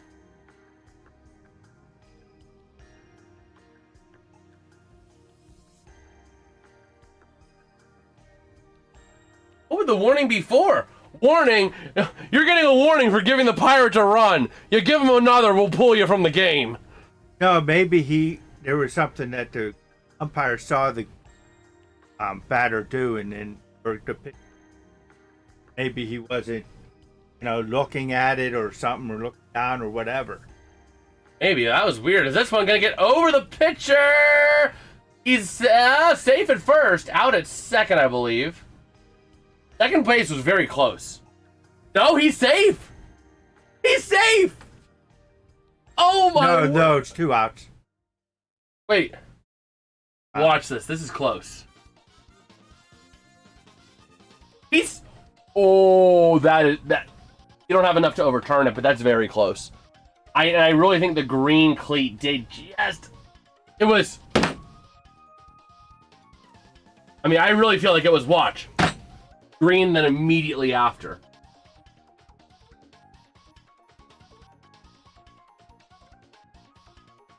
I think it's both. No, it's green, then white. It is just barely. It's not boom, it's boom. But here we go. 1-0 to Triolo.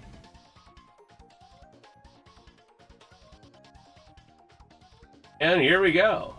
Pirates with a 2-1 game here.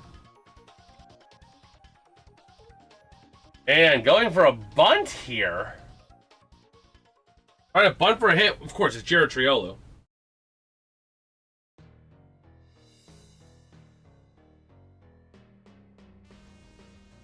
So here we go. The 2-0 pitch to Triolo. And here we go. This one gonna get launch foul. No, don't. They're showing us this. Do we have an update on Valdez?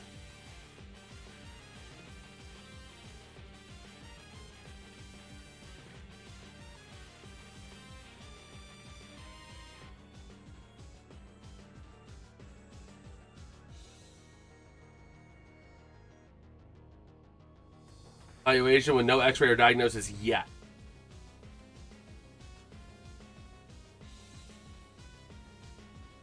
Yeah. Oh, here we go. A 2-2 count here. And he checks it, but it goes foul. After waiting to see if it's just going to happen to, roll its way back fair.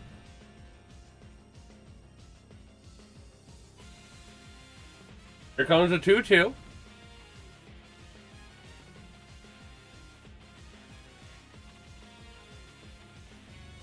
Okay. Kelly already up to 90 pitches.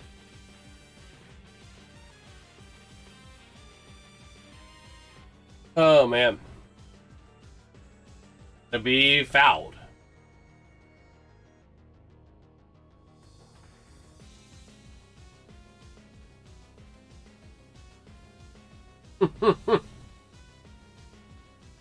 Oh, man. 2-2 count here. From Kelly to Triolo. O'Hearn on deck. Pirates down by 1. It seems like that first run for the Diamondbacks has burst open the floodgates for both teams. And this one going to get fouled away.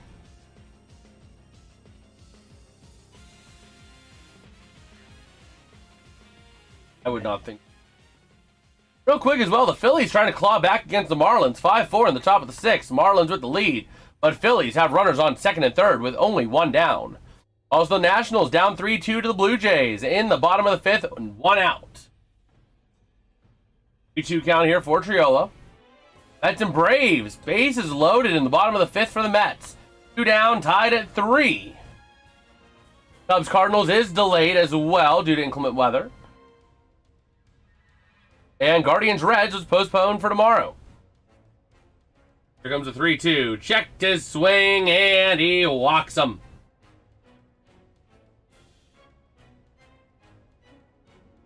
That's going to bring up Mr. Ryan O'Hearn. Yeah. They're pulling. They're making the pitching change, it seems. Yep. Merrill Kelly is done for the day. After pitching 5 2/3.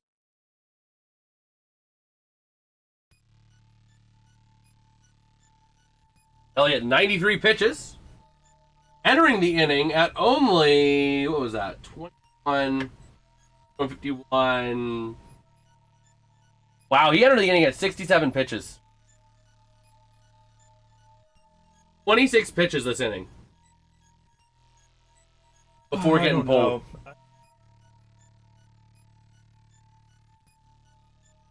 What are they bringing in? They are bringing in Murillo. Juan Murillo. Murillo on the year. 41.2 innings pitched, career high. Also a career best opponent batting average at 190, career best ERA at 281, and a career high in strikeouts at 49 on the season.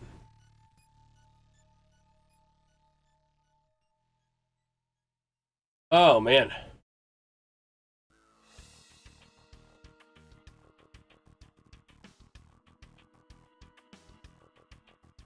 Oh, we'll see here.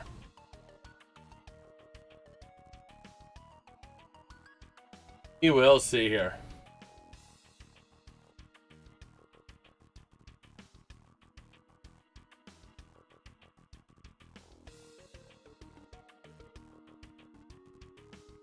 Okay.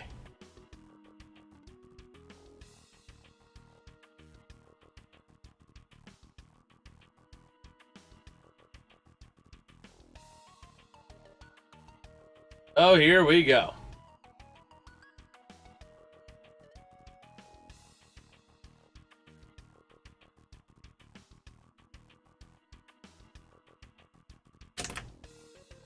Oh, let's see.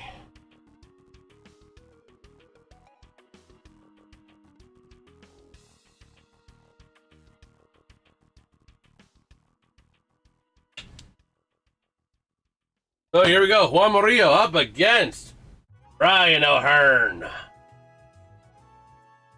1-0 count here.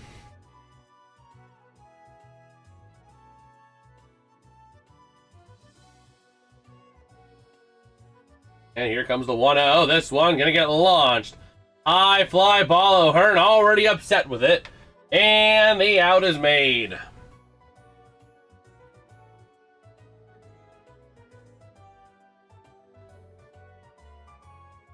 Pirates for it. Hey, they made the game within striking distance.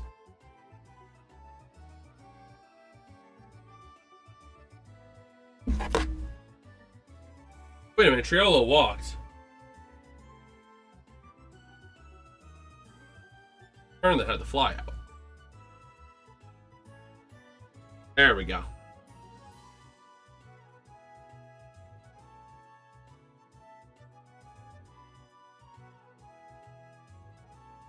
Perfect. All right. Around MLB, no other big updates. The Mets out of that fifth inning, not getting another run. The Phillies, Phillies RBI double, gonna bring in another 2 runs, making it 6-5 over the Marlins in the middle of the 6th. Yowzers. Okay. So, big little update there.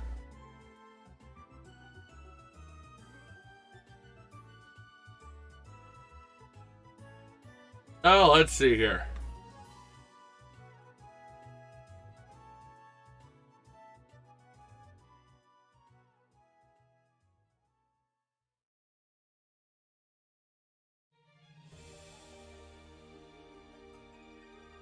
Okay.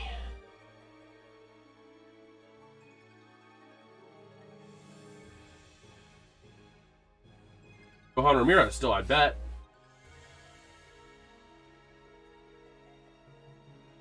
I'd bet Johan Ramirez.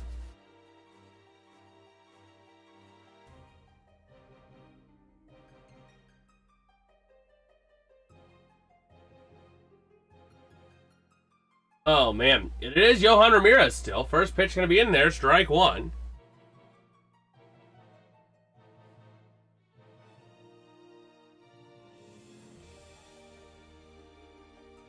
And here we go.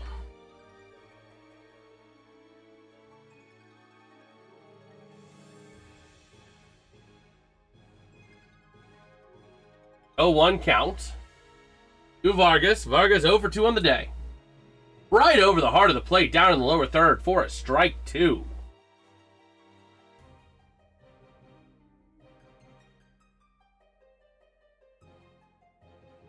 Okay. 0-2. Puts this one foul. Oh, Ray with the happy poop. Much love. What'd you miss? Well, you missed the Pirate season come to a screeching halt when Esmerlyn Valdez took a 91-mile-an-hour pitch right to the middle of the forearm.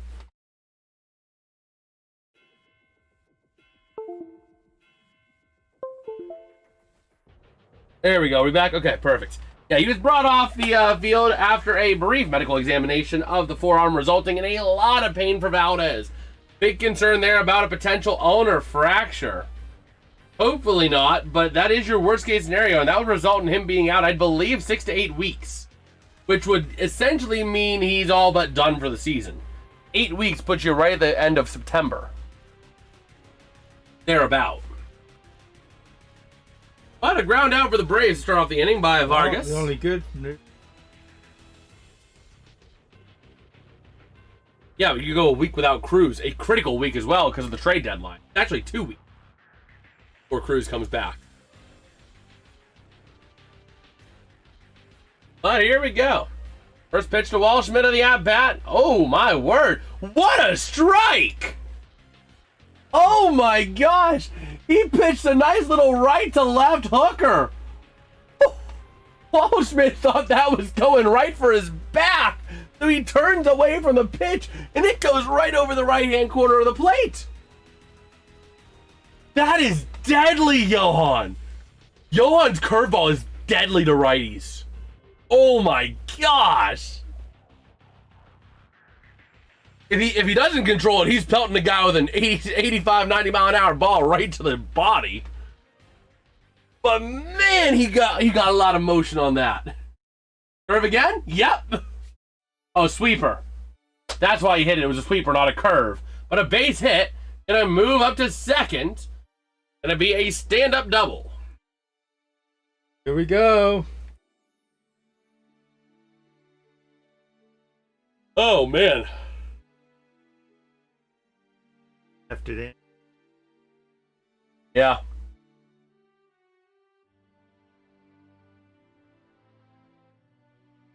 Okay.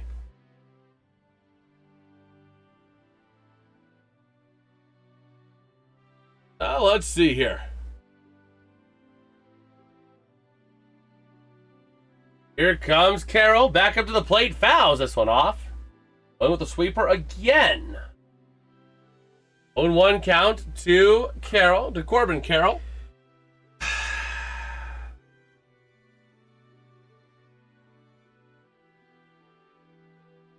And here we go.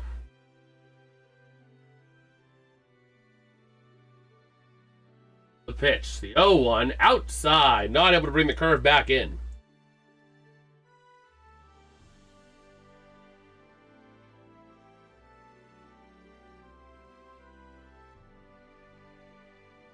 Oh, here we go. 1-1 count. Gonna step off here. We'll go for a little timeout.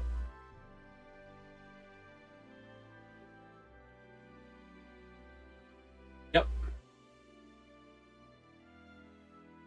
Oh, here we go. A pitch. Swing and a miss. Strike 2. That's the one thing Yohan Ramirez does have. He can control his pitches. He has incredible motion.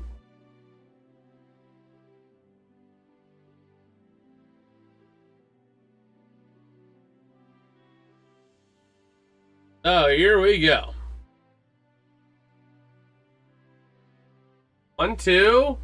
Swing and a miss. Strike 3. First K of the evening for Yohan Ramirez.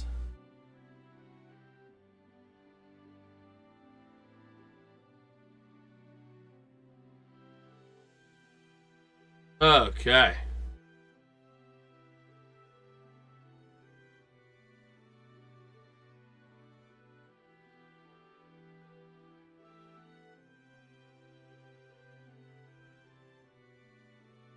So here we are.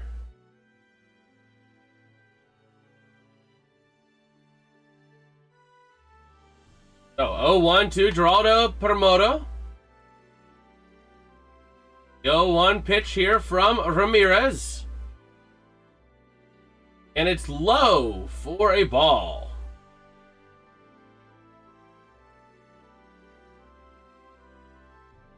Okay.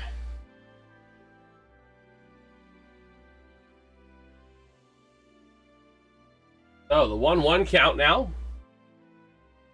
Perdomo ready to roll here. The pitch from Ramirez low again. Same exact placement on that pitch. I guess he thought that if he couldn't fool him once, he'd fool him a second time. Or he just lost that pitch.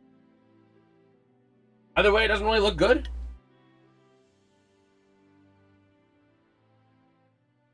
And this one going to be a nice little line out to take us to the 7th inning stretch. Nice little 1 2/3 innings of work here for Johan Ramirez. Putting in the effort tonight.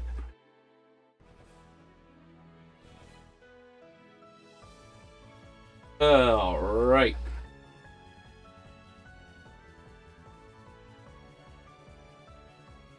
Which opens up the door to... Who's going to be the 8th inning?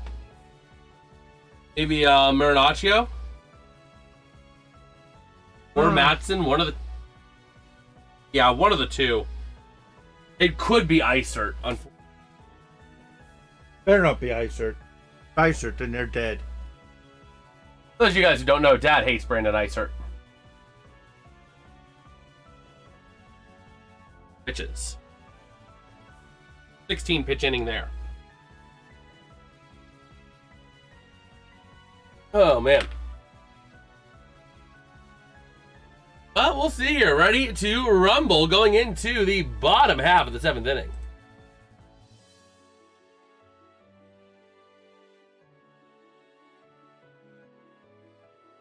Boy.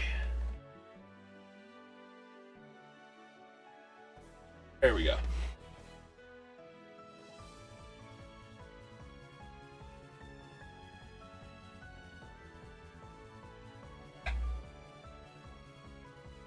Oh, man.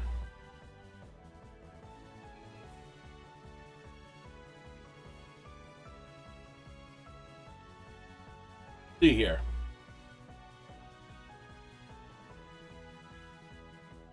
Now taking a look on X, seeing if we got any other news.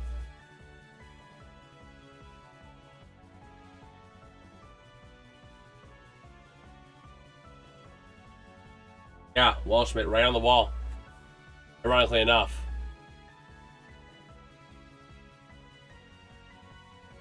Oh man, that is a cool shirt, but I'm not going to be able to get one. Last day will be down in Washington.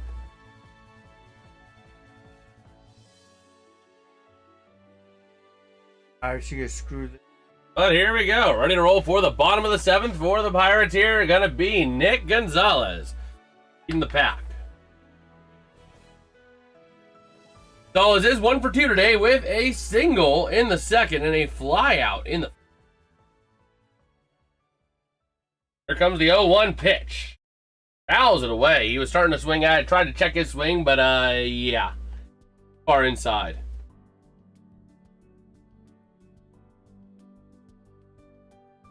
Okay.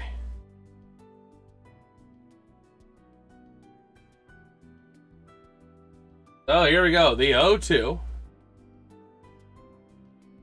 One going to be swing and a miss, strike 3. Pirates. Still Murillo.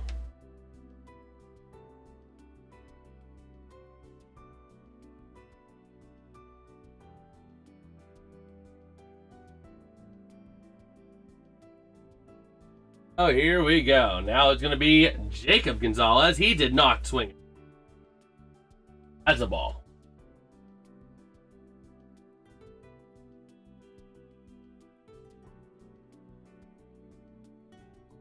Oh, let's roll here. Welcome back, Alex. One swing and a miss, strike 2. Yeah, strike one. First one was a ball. Oh, here we go. The 1-1 count. That was close. Not something I would challenge, unless you really needed it. But there we go. Mason Montgomery and Marinaccio.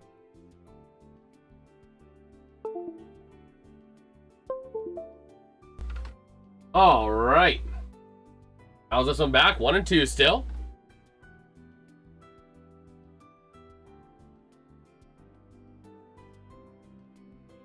And here we go.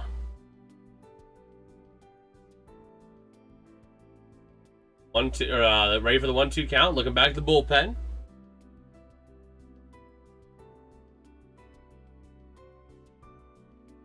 All right. Now here comes the 1-2 to Gonzalez. Be fouled away.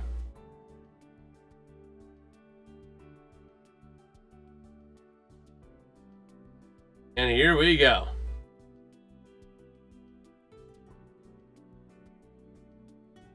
Before that 1-2 pitch again. And fouled away again.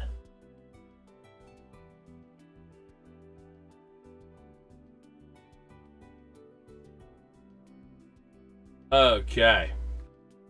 And looking down. I hope it's Marinaccio, because I have not seen him pitch yet for the Pirates. I don't want to see what they got. Mason Montgomery is Mason Montgomery. But Ron Marinaccio could be anything. He could even be Mason Montgomery. You're not having it tonight, are you? It could be a Santana. Another Santana. So welcome back, David. It was too funny. Oh my God. So many scores. And I said, well, you know, I kind of want to see Marinaccio. I haven't seen him pitch yet for the Pirates. I mean, with Mason Montgomery, you got Mason Montgomery. But, I mean, with Ron Marinaccio, you could have anything. You could even have Mason Montgomery.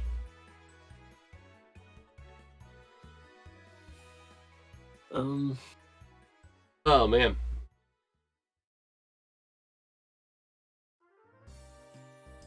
All right. There was a whole bunch of score updates. Oh, my God. Oh, yeah. Not for the Pirates. So, when I get a chance, I will go through all of them. All right. So here we go. The 1-2 to Gonzalez. Pitch. And swinging at a ball right by his feet. Strike 3. Oh. Oh. That was low inside. That's why I was confused. Was. I didn't realize he actually got a piece of it. I thought that was just ball in motion. Thankfully, he fouled it off his foot. 1-2. Fouled off again. Gonzalez is playing more than just the margins. He's playing any pitch coming his way, he's got a swing at. It'll be the 10th pitch of the at-bat. Okay.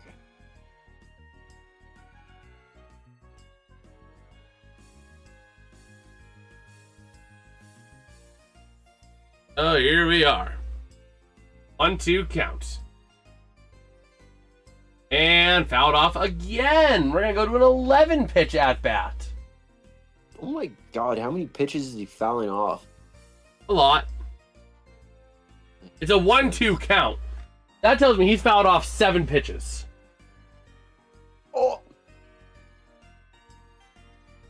Why did it do that? And this one fouled off again. Count remains 1-2. 11 pitches into this at bat. Must hurt. Wow. Oh my word. Here comes the 1-2. That was way in the dirt. Gonna foul that one off, Gonzalez? Oh, we're gonna have a 13 pitch at bat here. Wowzers. So here we go. The 2-2. All that just a strikeout swinging.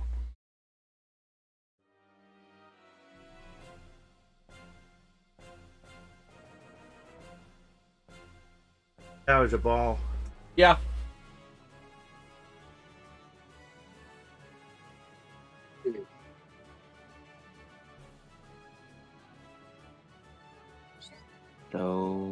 Whoa! This year's trade deadline is going to be very interesting for one reason. According to @UncoveredMLB on X, according to Jeff Passan, there are MLB owners that believe there won't be a single game played next season. And because of that, some owners are telling their GMs to price that into trade conversations and deliberations over the next week. Yep, it's because of the lockout. Well, yeah, because of the lockout. But the fact that owners are actually getting to the point of telling their GMs, yeah, you got to factor in that we're not going to play a game next year. So you got to have him locked up for 2 years in order for us to get one. That's going to suck because that's the best time of the year is baseball season. I don't know what I'm going to stream coverage of next year if there's no baseball season in the summer. We'll be doing a lot of Riverhounds games, I guess. Well, I guess the Pirates don't have to worry about. And a line out right to the frickin' second base. Right. So, a lot of stuff going on. Give us what you got, David. All right. Bear with me because it's a lot. So Phillies Marlins bottom of the 7th, nobody on, 1 out. This is from I don't remember, but Justin Crawford singles on a line drive to left field, and both Bryson Stott and JT Realmuto scores. That game is now 6-5. Braves Mets. They just ended the 6th, but Marcus Semien hits a 2-run shot to left center field, and Tyrone Taylor scores as well. That game is now 3-5. Bear with me because I need to get back to all the games. Tigers Orioles. That game is now 8-5. Trying to figure out. Okay. The latest update. I'm trying to find out where the. Yeah, but that game's 8-5. Blue Jays Nationals. That game is 3-2. And White Sox Yankees ended the 2nd. That game is now 3-0. White Sox. A lot of games.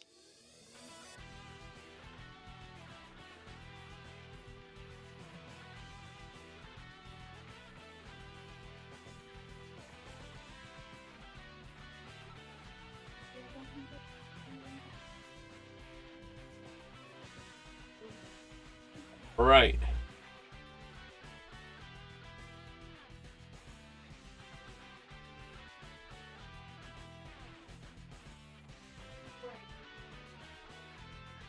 We'll see here. We shall. Oh, it's Ron Marinaccio. He could be anything. He could even be Mason Montgomery.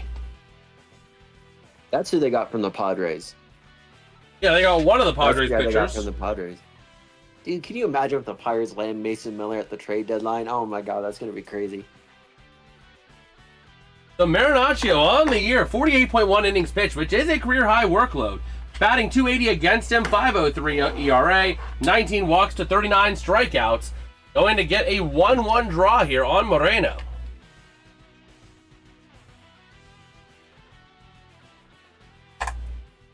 This is my first time watching Marinaccio, so I'm excited. Here comes the 1-1 count. Swing and a miss, strike 2. Nice motion on that, too. Motion on that cutter. By the way, David, you missed it. Yohan Ramirez's curveball, man. If you're a righty, good frickin' luck. It's gross, isn't it? If Yohan Ramirez is able to control his curveball, bro was like throwing at the back of frickin' Ryan Walschmidt and curving it into the zone. Like Walschmidt literally turned away from a pitch because he thought it was coming straight in his back, and it ended up in the strike zone for a strike. That's gross. Yeah. It's a little grody. I like it. Oh my word! Like we saw that, and he was able to control it nicely. He got Walschmidt turning away. By the way, Moreno extending his streak to 24 games on base in a row. Not yet. No. He did already earlier. Oh, he Nice. got a walk. That's good. I thought that was hits. No, that's on base streak. That's not a hit streak. That's on base. But Moreno flies out. So, out of all the teams, who do you think are going to be definite sellers at the trade deadline? Like, they just have to do basically a fire sale. That's a tough one. The AL, basically everybody, but nobody is because that is such a close race. But everybody needs to do a fire sale. Reds will be one for the. I feel like in the AL, I don't it's know. gonna The be Reds are only Tigers. 5 games out of it. And the I feel Rockies like have in been the building something. I would say the Mets and Giants are your 2 NL sellers. The Mets, I think the Mets have already said everyone is for sale with the exception of Soto and a few other pieces. That I And know Soto for sure. should be one of the ones, ironically enough, that is sold. They can't because of how massive his contract is, that they would have to pay the remainder of it out to him, and they can't afford to do that. That's why he's not for sale. So you'll effectively keep a guy on a roster that's going to do nothing instead of trading him away to get something and paying out the rest of his contract. They'll Yeah, get something for that it's- contract value instead of nothing. I think the Tigers are definite sellers, and they need to move Tariq Skubal before he becomes a free agent. Because Just like the I Dallas think- I don't Stars think need to after- trade Jason Robertson this year. Yeah, I don't think after this season, Skubal is going to go back. I think he's going to want to go somewhere else. And the most likely spot he's going to land, probably the Dodgers, because they have the money to do it. But I think maybe the Braves or the Phillies can get him. Maybe a direct competitor to the Tigers. The Brewers, maybe, but I don't really see him fitting there. Oh, we'll see.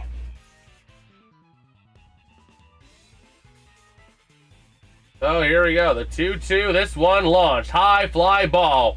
And number 2 is out for the Diamondbacks.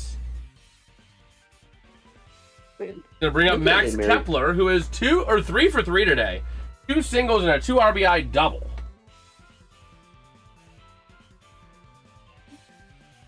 Man, the American League West is just a dumpster fire. You have the Rangers at 54 and 52, and then the next 4 teams all have a losing record.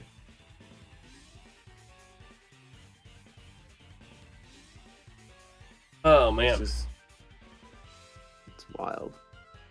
Rutschman, Oh, here we go. there's 0 and rumors that 1. The Orioles might trade Adley Rutschman. They might move him. 0-1. This one gonna be put in play. Easy grounder. Get out of town. The damage has already been made.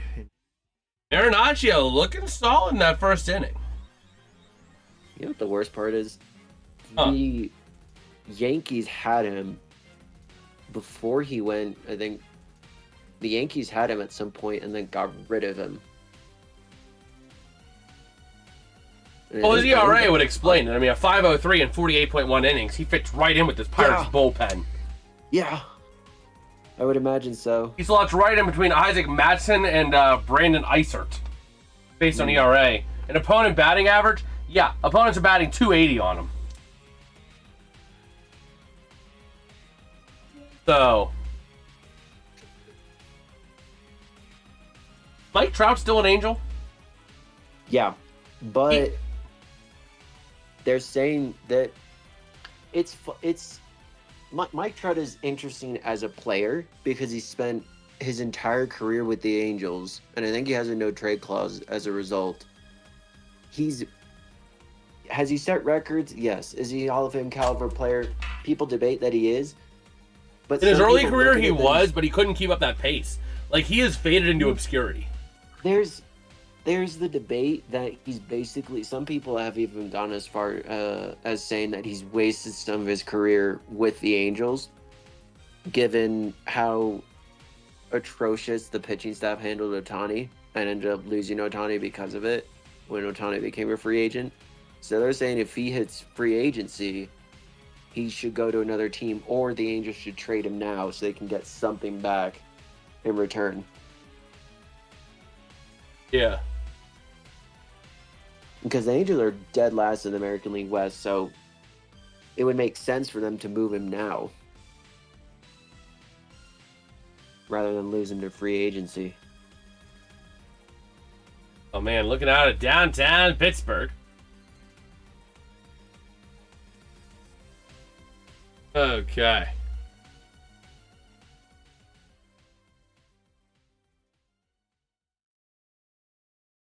So the Pirates now due up. Bottom of the 8th. Here we go. That's going to bring up pinch hitter Henry Rodriguez. Henry Davis is done. So Andy Rodriguez, just activated today, is back.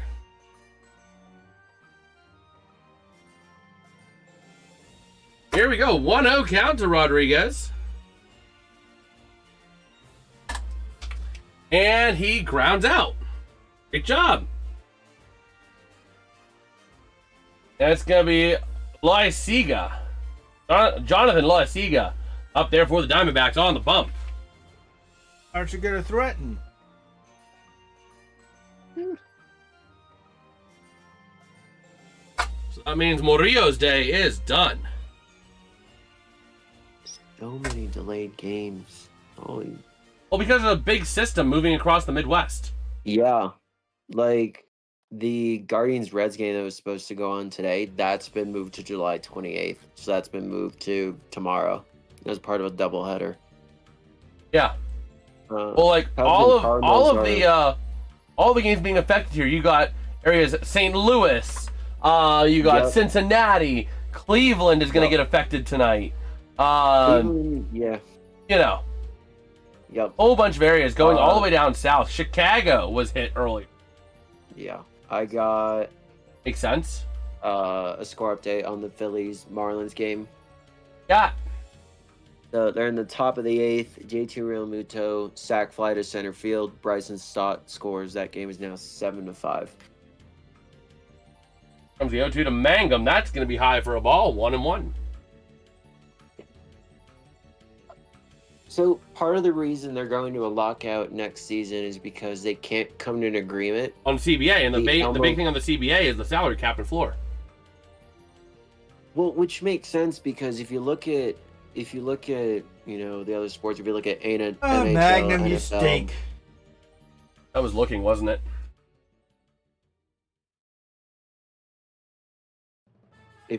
If you look at the NHL, the NFL, and the NBA, they've all had small market teams win, but then you go to the MLB, you haven't had a small market team win because who wins? The teams that actually have the money that are able to retain their star players and pay those massive contracts. Wow, nice little base hit there. Going to be a double. And Stand-up double. It makes sense to want to put, a salary cap and a salary floor to give those smaller market teams a chance. But then the Players Association is like, no, that's a stupid idea. And I'm like, no, it's not. Like, yes, great. It's nice to see the Yankees and the Red Sox and all these big market teams in the postseason every year. But you never see a team like, I don't know, the Athletics in there. Yeah. But yeah, we'll see here. Reynolds now up to the plate, 0 for 3 on the evening. And this one checked his swing, but he didn't go. Like, That's BS! Anytime you move your bat now. Oh, you just had a little twitch in the bat? That's a strike. Kelly's right on that. No. That's not a swing. But they called it a strike anyway. He didn't go forward. He just kind of stopped it parallel. He didn't go forward at all. You have to break the plane in order to have it be a strike. He only met the plane. That was stupid. But here we go. Pitch clock winding down. The pitch to Reynolds. Gonna call a strike on that too? You gonna say he broke the plane on that one too? He twitched his bat. That's a strike, isn't it? Huh? Yeah. Call it a strike. I dare you. I freaking dare you. Jumped in third base. I freaking dare the third base ump to call it a strike. I freaking dare him to say, hey, he swung. He twitched his bat. That's a strike. Jason, you're starting to sound like me during the World Oh yeah, Cup he checked it. when Argentina was rage baiting me. Oh, that is freaking ridiculous. He went like this. He stopped way back here. And Don Kelly got ejected. Now Don Kelly's gonna go out and give the third base ump his what for? Because bro only went 45 degrees behind the plane and stopped. There's no way he swung at that. That is the blindest ump. Stevie Wonder's sitting on third base. And Don Kelly's done for the night, so he's gonna make a big ruckus because he don't care.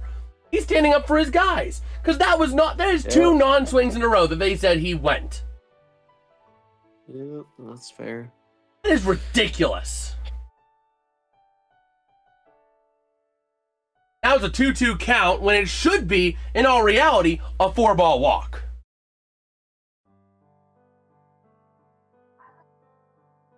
Yeah, he didn't go in that one. Yeah! Look at this!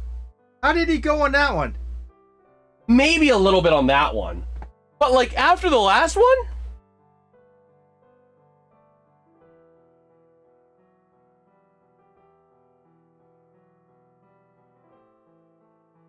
Yeah, that was stupid. Come on, Reynolds, hit a homer. Oh, he twitched. That's a strike. You're out. You got set to hit the ball. That's a strike. Goodbye. Oh, you came out of the dugout for your at bat. Yeah, you're just out. That's a strike. Oh, you even put on your uniform. Yeah, that's a strike. You're out. Reynolds is going to be hitting with some sass now after that. Freaking ridiculous. Yep. That's Stevie Wonder sitting there on third base.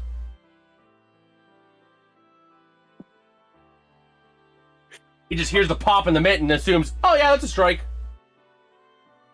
Oh my God. Well, Reynolds not able to get a run, or home run, but a base hit. Not a home run, but a base hit that's going to drive in the run and essentially swapping places. All right. Reynolds and Lau. They tied it up. Oh. They tied up. My God. Got a guy on second. That's going to bring up Jared Triolo up to the plate. Give us the cone, Dad. Pump the cone. Yes, I actually bought a cone, David. See? No. See the code? He's not on video call. Oh. But if he pulls up the stream, he'll see it. Yeah. I have the stream pulled up. I got a score update on the Braves Mets. Got. So, bottom of the seventh, nobody out. Let me find it again. Tyrone Taylor homers to left field. Francisco Alvarez scores, as does Jaron Young. That game is now 8-3 Mets. Right.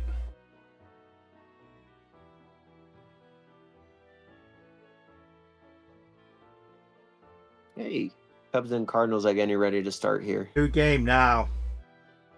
Yep. So here we go. Triolo. Runner on second. 0-2 count. Down.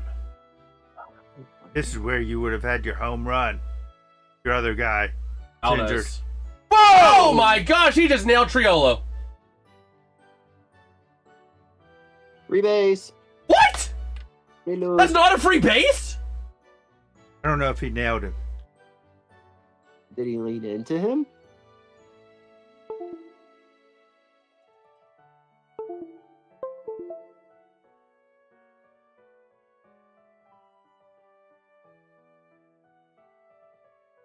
Could be some.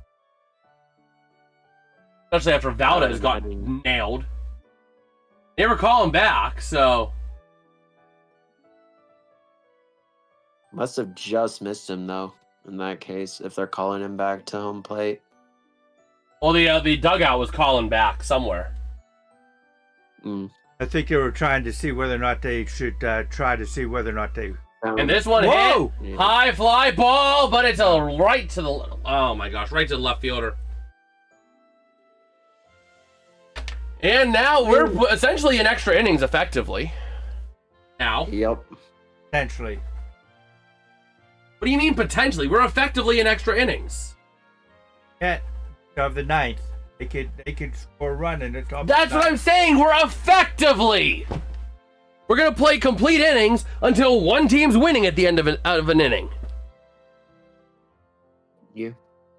If the Diamondbacks take the lead here, the Pirates have to score in the bottom of the ninth. If the Diamondbacks don't score and the Pirates do, or the Pirates outscore the Diamondbacks this inning, they win the game. It's effectively the same thing as extra innings. They just don't start with a runner on second. Man, why did the Braves have a pitcher in there that just gave up 5? Oh my God. And Gregory Soto's coming in, which makes total sense. ERA of 17.36. But yeah, I will be back, Dad. I need you to cover up. David, I need you to give any updates Yin's got. Dandy, welcome back. Well, And hoist the cone. One of the only days I can say this. I'll be right back. I gotta. you're good, man. Don't want to miss this. Everything's freaking out. Now see.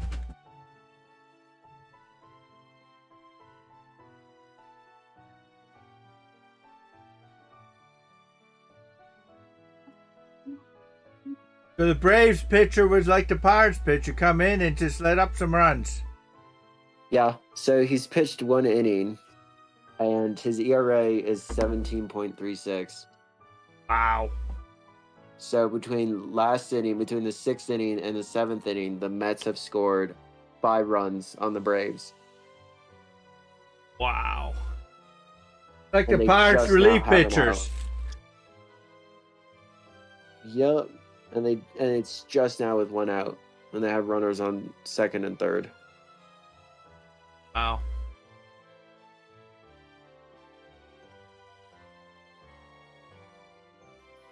Strike 1, Soto.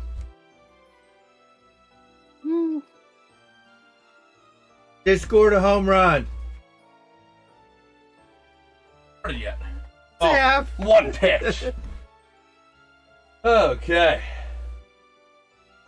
So I am back. Top of the 9th here. Gregory Soto in the game. Locklear.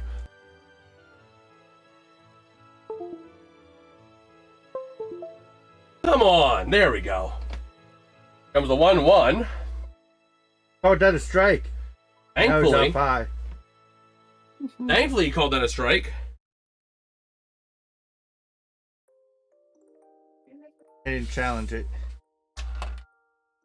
Yeah, Pirates still have 2 challenges. they do. Wasted that one. And this one, swing and a miss, strike 3.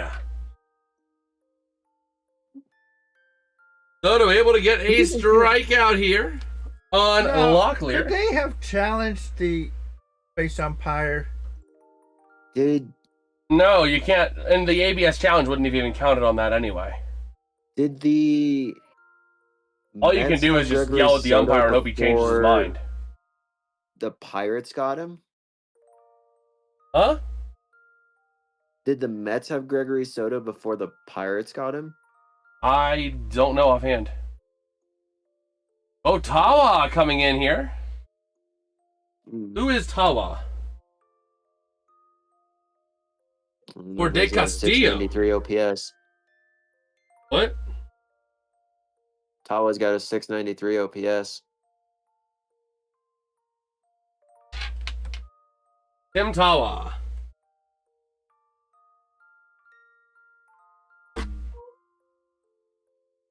So here we go. First pitch of the at-bat for Soto. Swing and a miss, strike 1 on a nice motion of that sweeper. That went from the middle of the plate all the way down to the inside corner. Out of the zone.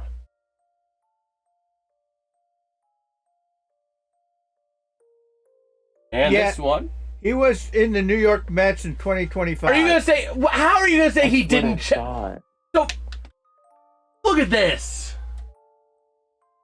Oh, he did. But that was the same thing that frickin' other guy did. Yeah, but they went to the first base umpire. They went to that because they knew he'd give the Diamondbacks the call. So Why he's a left-hander. Yankees have a scoring opportunity in the top of the fourth. Bases loaded, nobody out. Anthony Volpe up to the plate. So Gregory Soto was a New York Met, Oh, he was. 2005. Yeah, his name sounded familiar to me. 2005. Had to have been his father. 2025. 2025. I was about to say, 2005, that would have had to have been his father. There's no way he's been 2025. playing for 21 years like that. I meant 2025. and not look his age. Yeah. And this one belted foul down the third base side.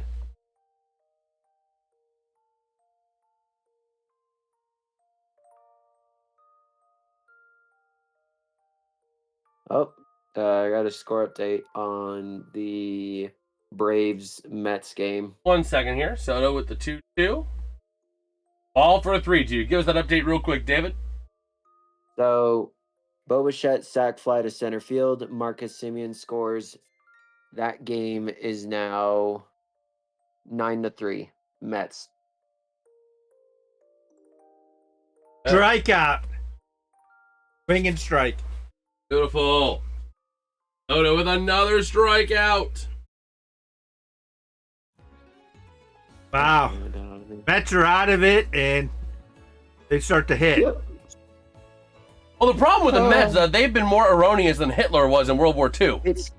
It's their pitching. It's literally their pitching. But it's also the fact they've committed more tactical errors than Hitler in World War II. Yes. And Soto's going to get a warning, isn't he? So aside from that World War II, Well, he almost nailed the last guy on the chest, and then he just almost nailed Vargas. On the Yankees White Sox game.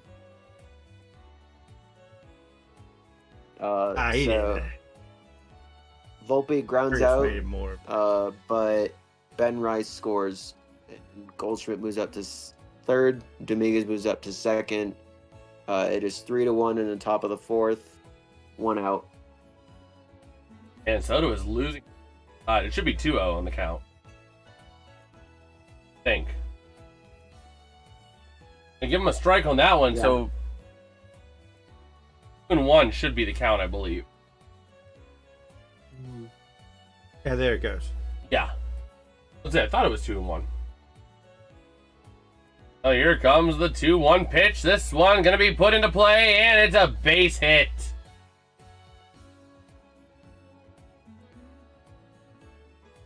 It should be Walshman. No, they're pinch hitting again. Barossa. The first name Jose? Jorge. Jorge Barossa. Dude, they're pulling every trick they have to score a run. Oh, they should. It's the ninth. Okay.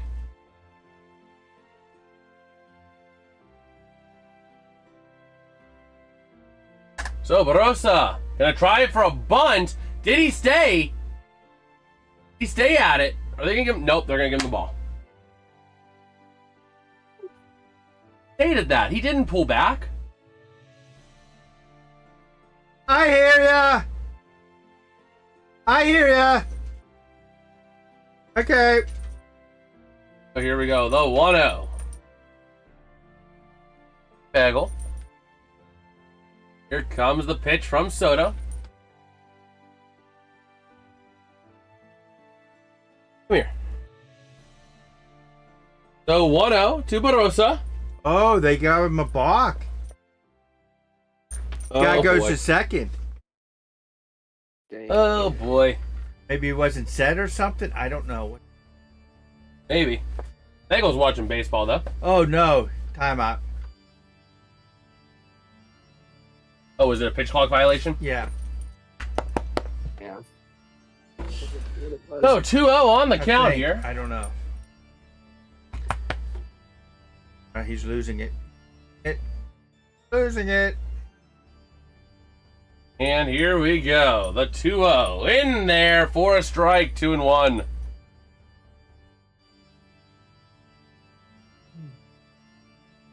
Oh no, it was a balk. Yeah.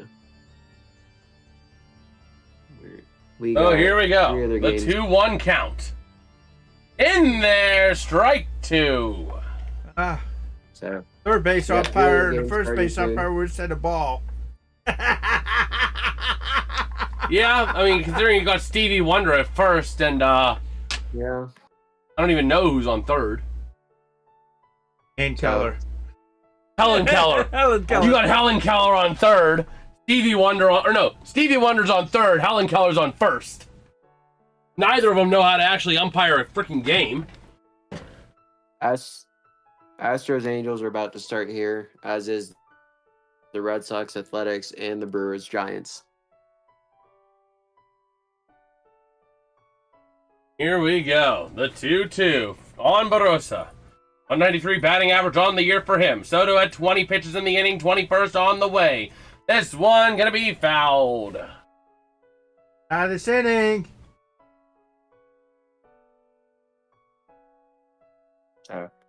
I got a score update on the Yankees White Sox game. Got. Top of the fourth, Jazz Chisholm Jr. doubles to center field. Goldschmidt and Dominguez score. That game is now tied up 3 apiece. Okay. Oh, what's good, Drumboner? How you doing, bro? By the way, the Rams this year have the most 99 overalls on their team. 2 in Madden 27. Stafford and Garrett. Stafford with his first 99, by the way. Yeah. 99 overall. Madden rating. You know, On a high fly MLB ball The in foul Show. territory. Nice play by Andy Rodriguez. About time you did something, Andy.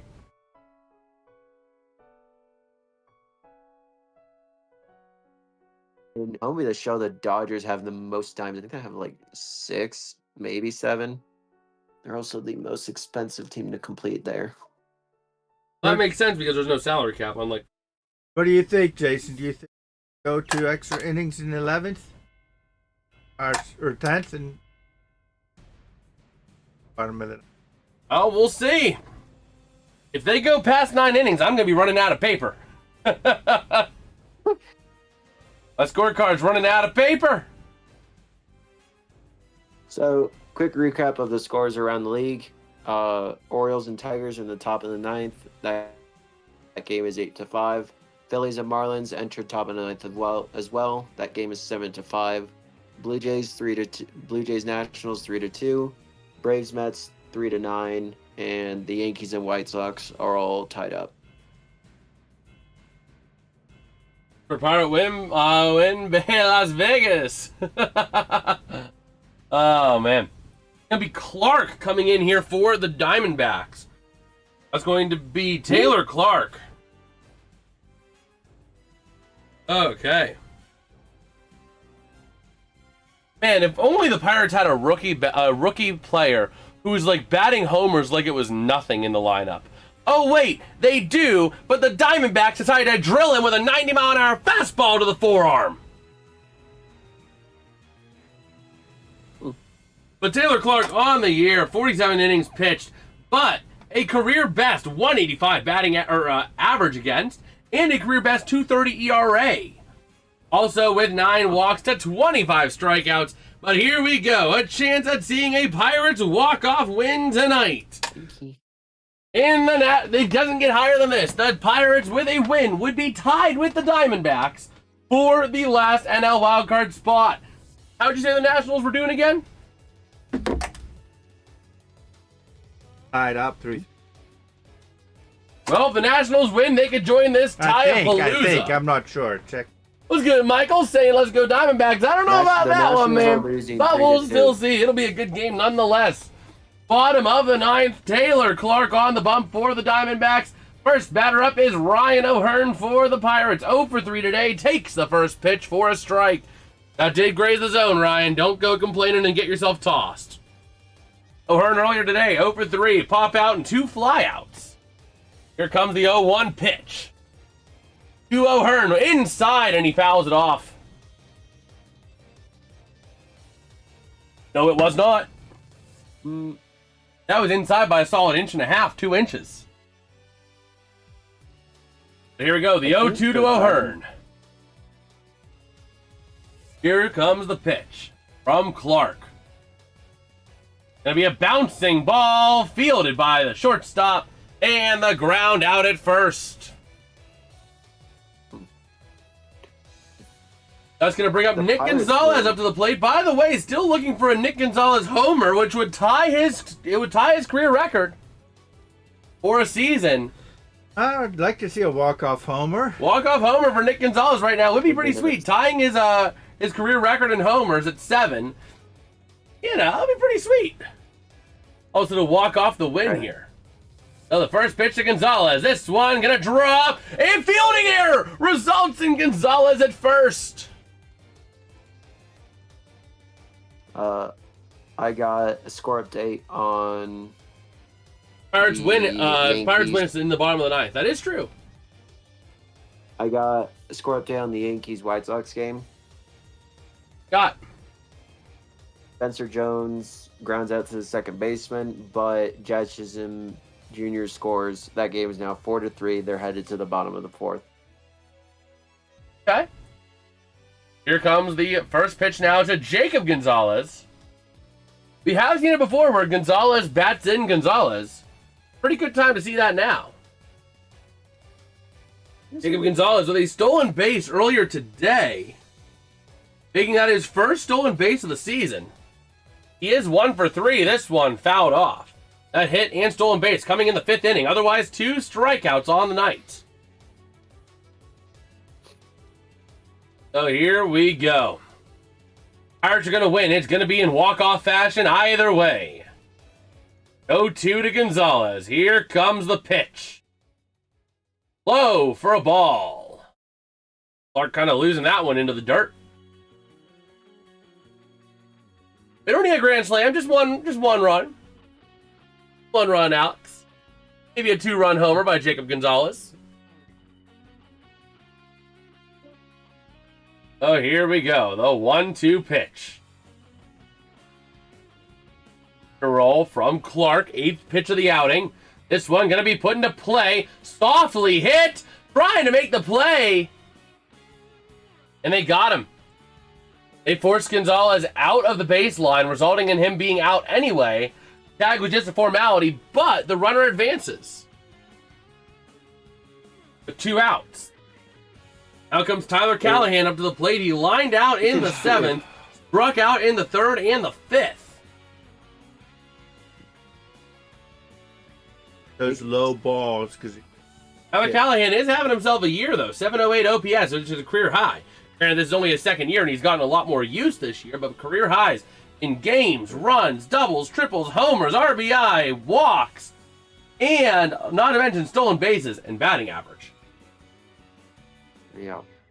Batting average is a 222 this year. Here comes the pitch. Going to be put into play. Easy ground out at first. We got extra baseball.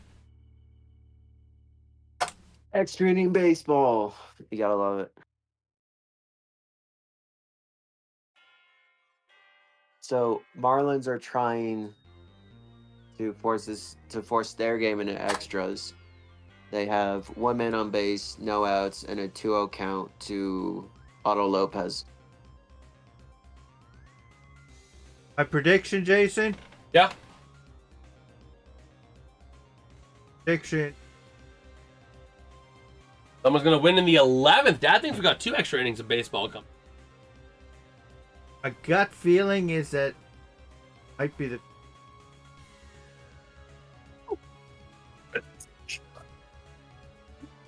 Oh, man. If I'm right, I'm wrong. Pirates. We'll see here. You will see. Pirates win anything past 10th. Pirates have a 20% chance to win in the 10th. Where are you getting this? Where are you getting this info from? It's crazy saying Diamondbacks Mason win Montgomery in anything coming past in, the 10th. Jason. Start the 10th. Yep. As you predict, okay. Diamondbacks first, second, and third players. Ooh. Yep, top of the order. So that's Carroll. Then who's next? Is it Yeah, so it's going to be Corbin Carroll, Geraldo Perdomo, and Gabriel Moreno. Galvin All due Moreno? up. I think the only one I'm worried about out of those three is Carroll. I'm not worried about Perdomo. Moreno's been having himself a year. OPS of 854, honing in on career highs on runs, doubles, and triples. And a batting average is a career high of 315. That's a bit concerning to look at. Especially considering he's 0 for 3 on 4 plate appearances with a walk. First one going to be high and inside from Montgomery to Carroll. Carroll is 1 for 4 with a single, resulting in a run in the 6th. Otherwise, 2 strikeouts and a fly out. So, little situation update on a game. Phillies Marlins, bases loaded for the Marlins, nobody out. Kyle Stauer is up to the plate. Okay. So here we go. 2-0 count from Montgomery on Carroll. They might be low-key walking Carroll. Well, we'll see. No, they're not. They put it in play. Going to result in a base hit. Gonzalez. No. Out. Oh, okay. I was confused for a second. I didn't realize that was a line out. I thought it bounced. I was about to say, Gonzalez, what are you doing? You're standing there with the ball. He's running to right first. Yeah. Yeah. This. Yeah. Not able to get the double at second, but that's fine. Their 12-game losing streak. Oh, here we go. Perdomo up to bat with the runner on second. Gonna be in there for strike 1. The Braves are that's pulling right. the Pirates right They now. start off with the guy on second. Yeah. That's right. I'm trying to think of. How did they do that? This was the first guy. Oh. So, the Braves are pulling the Pirates right now. Oh, here we go. Perdomo. This one gonna be fouled away. What are you looking at, huh? It's bottom of the 8th. Boop. Bases loaded, 1 out, 2-0 count to Torrens. Strike him out And there, guy. Thomas is still Strike him in out. with an ERA of 15. All right, so here we go. An 0-2 count from Montgomery to Perdomo. 1 runner out already. Runner on second. Pitch clock winding down. Here it is. Inside for a ball.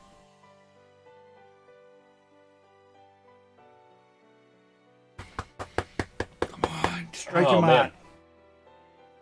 Looking for the strikeout here for Montgomery.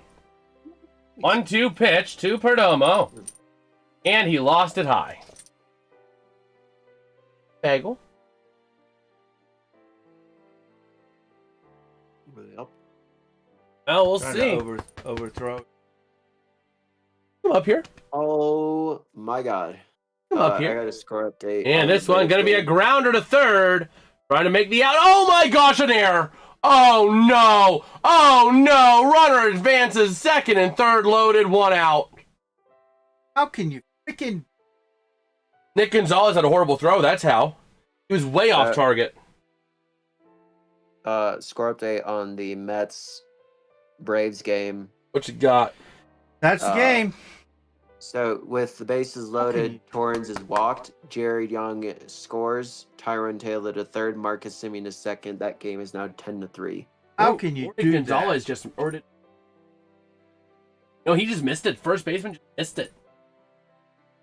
Oh my gosh. First baseman missed the routine ball.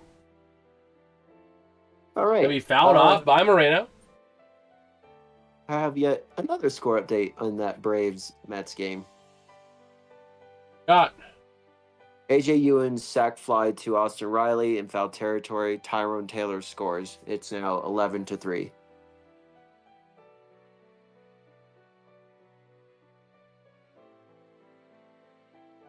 him. Oh, gonna be resulting in a 1-1 count here. There is. Yeah, Missed. Gonzalez just missed it.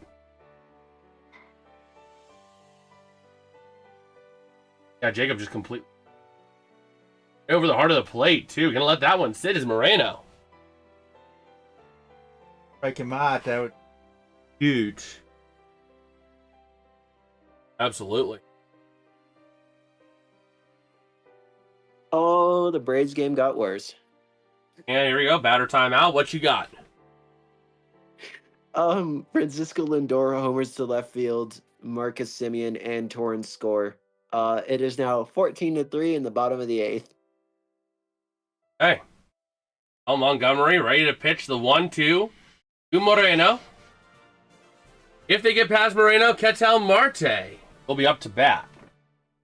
And this one going to be fouled off. I got another update on the Phillies Marlins game. That game is now tied. Hernandez singles on a ground ball into center field. Both Marcy and Lopez score. Ruiz to second. It is now all tied up with no outs. Strike. First and second. Hey. Oh, Fouled it. no. I saw that ball. Really fouled that. You lined it foul, actually.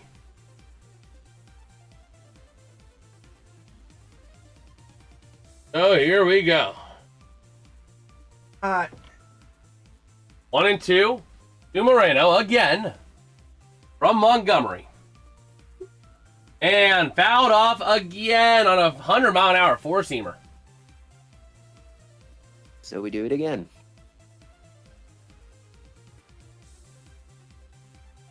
Man, Okay. why have the Braves not pulled this guy out?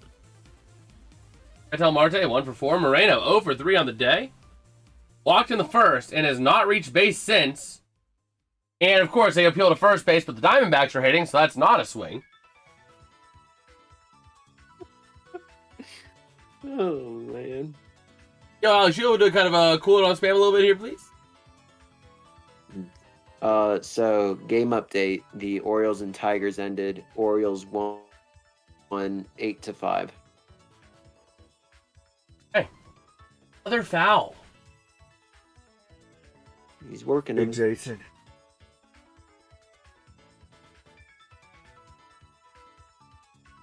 Oh, my word.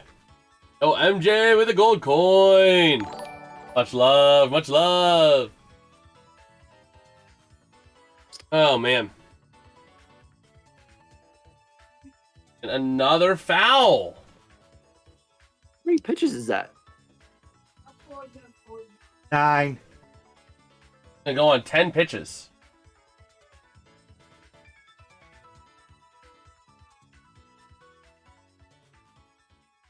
Oh, my word. Another foul. We go for 11 pitches.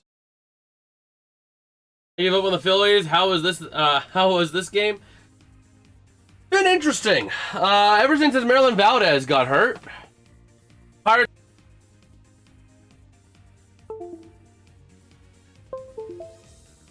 Well, the Pirates already kind of did. Mess up, DJ.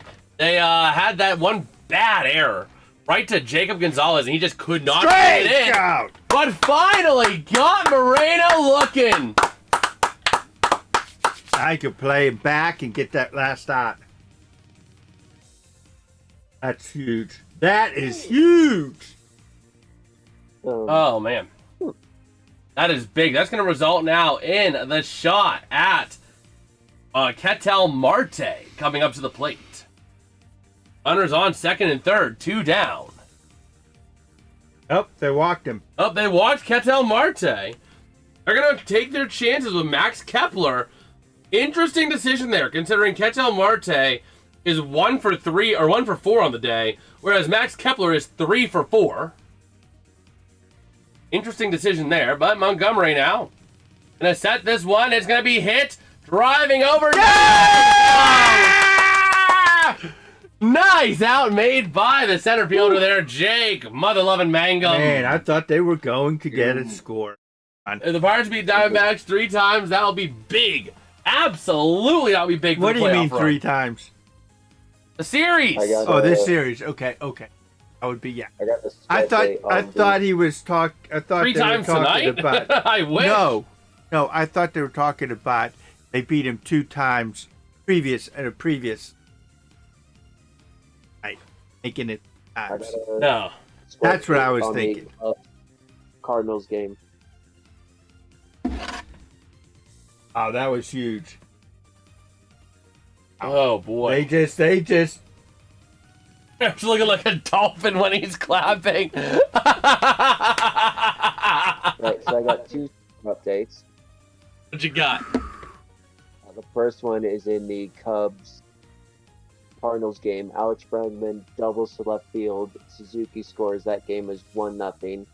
And then with the Marlins Phillies game, Griffin Conine singles to right field. Oneil Cruz scores. And they walked it off. Both De La Cruz and Hernandez scores. So they win that game 8-6.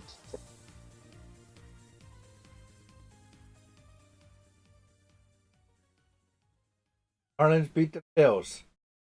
Yep, Marlins beat the Phillies. 3 outs now. Let's walk off. Yes, sir. Into the bottom of the 10th. Billy Cook, pinch running for Tyler Callahan.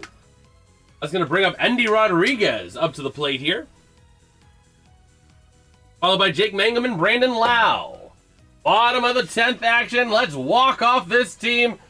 Raise your colors, hoist your cones. Let's get ourselves a win here tonight. I'd like to hoist a cone, but I don't know. If you guys are with us, drop us a like. Let us know who you're rooting for over in the chat. I want to hear from you, man. Let's go. Let's go. We'll be live for Pirates Baseball for a lot the rest of this summer. So make sure you guys stick around for that as well. But bottom of the 10th, here we go. First pitch, going to be low for a ball. They're going to try and challenge it. That's a wasted challenge. That's about a third of an inch low. I'm saying it's 0.3, 0.2, 0.3 low. It's less than a tenth of an inch, but it is low. 0.1 inch. 0.1. 0.1. I'll be doing a little bit of NFL preseason. Yeah, we'll do a little bit here and there. Problem is finding the games that I can do. So they have no challenges. No challenges left. This one gonna be grounded. Gets into the field. Here's your chance. Are they gonna run home? Is he going home? No. First and third, 1 out. I wouldn't run him home. But still, this is big. If they fix their losing bullpen, exactly. If they would fix their losing bullpen, they would be about 3 or 4 games ahead of the Cubs. 3 or 4 games ahead of the Cubs. I think that there's about 12 to 15 games this team has botched because of the bullpen. And if they win close to half of that, they're ahead of the Cubs. So I'm going to call this game mainly because it's 14-3, but the Mets won 14-3, unless the Braves miraculously I don't. That would be a major comeback. Well, the Mets have collapsed before, so That would be a huge major they've comeback. collapsed bigly before. Come on. It's a long Here we fly go. ball. High fly ball. Here comes Jake Mangum up to the Come plate. on, Mangum. Trying to walk it off here for Pittsburgh. This ball going to be grounded. Going to try and make the play at the plate. Oh, no. We got a pickle. Billy Cook trying to beat out the pickle. Running back to the pitcher. Billy Cook back up the baseline. Going to make it safe at third. But an out is made. Who's out? There's a runner at third. Runners at first and third, 1 out. And Endy Rodriguez is going to be out because the lead runner came back. Oh, boy. Endy Rodriguez thought the play. I mean, I guess that was smart. That was smart to get a guy on third. That way you have a guy on third with 1 out. He saw the pickle. He saw he could get over. So he made the play. But what he should have done is whenever he saw that, he should have just gave himself up in the thing and just kept that guy there. No, what he should have done is he should have had that foot on the base. That way, if they got the pickled runner, at least Endy Rodriguez is on third if they got Billy Cook instead. That was smart to have the foot on the bag. But because 2 runners can't occupy the same base, he was going to be out anyway. That was a sacrificial move, but a smart one nonetheless. Here comes Brandon Lau now, up to the plate. Effectively at the same exact place. He effectively had just a ground out.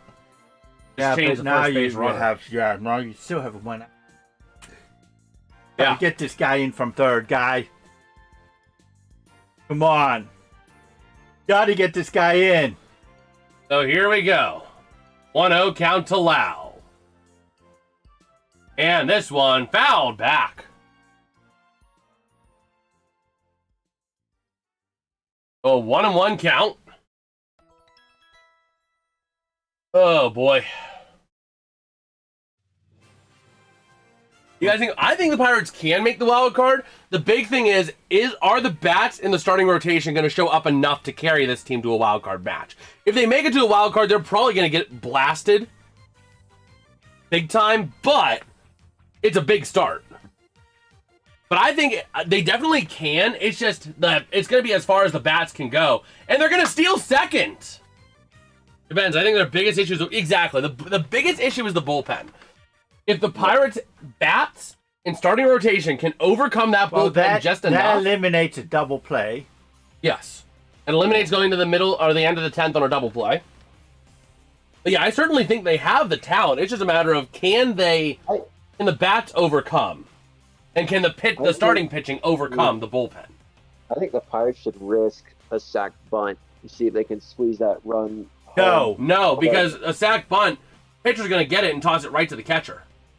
It would have to be a perfectly hit bunt. There's no way. Lau is more of a power hitter anyway. You want to hit a long, high fly ball. Yeah, Lau is more of a power hitter anyway. So let Lau do his thing.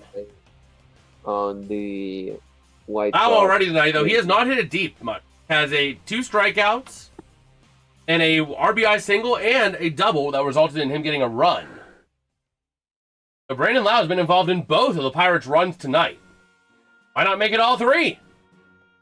Here comes the 2-2. Oh, cup check on the umpire there. Fouled back right into the umpire's crotch.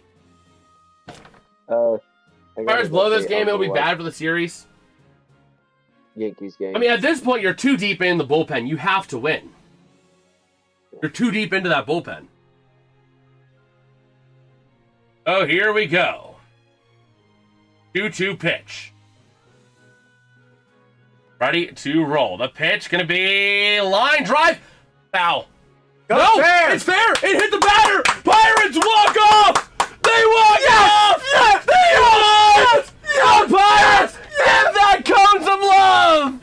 Yes. Brandon Lau involved in all 3 That's Pirates huge. runs tonight. 2 RBI, 1 run. The Pirates with a big win. Brandon Lau on the game-winning hit.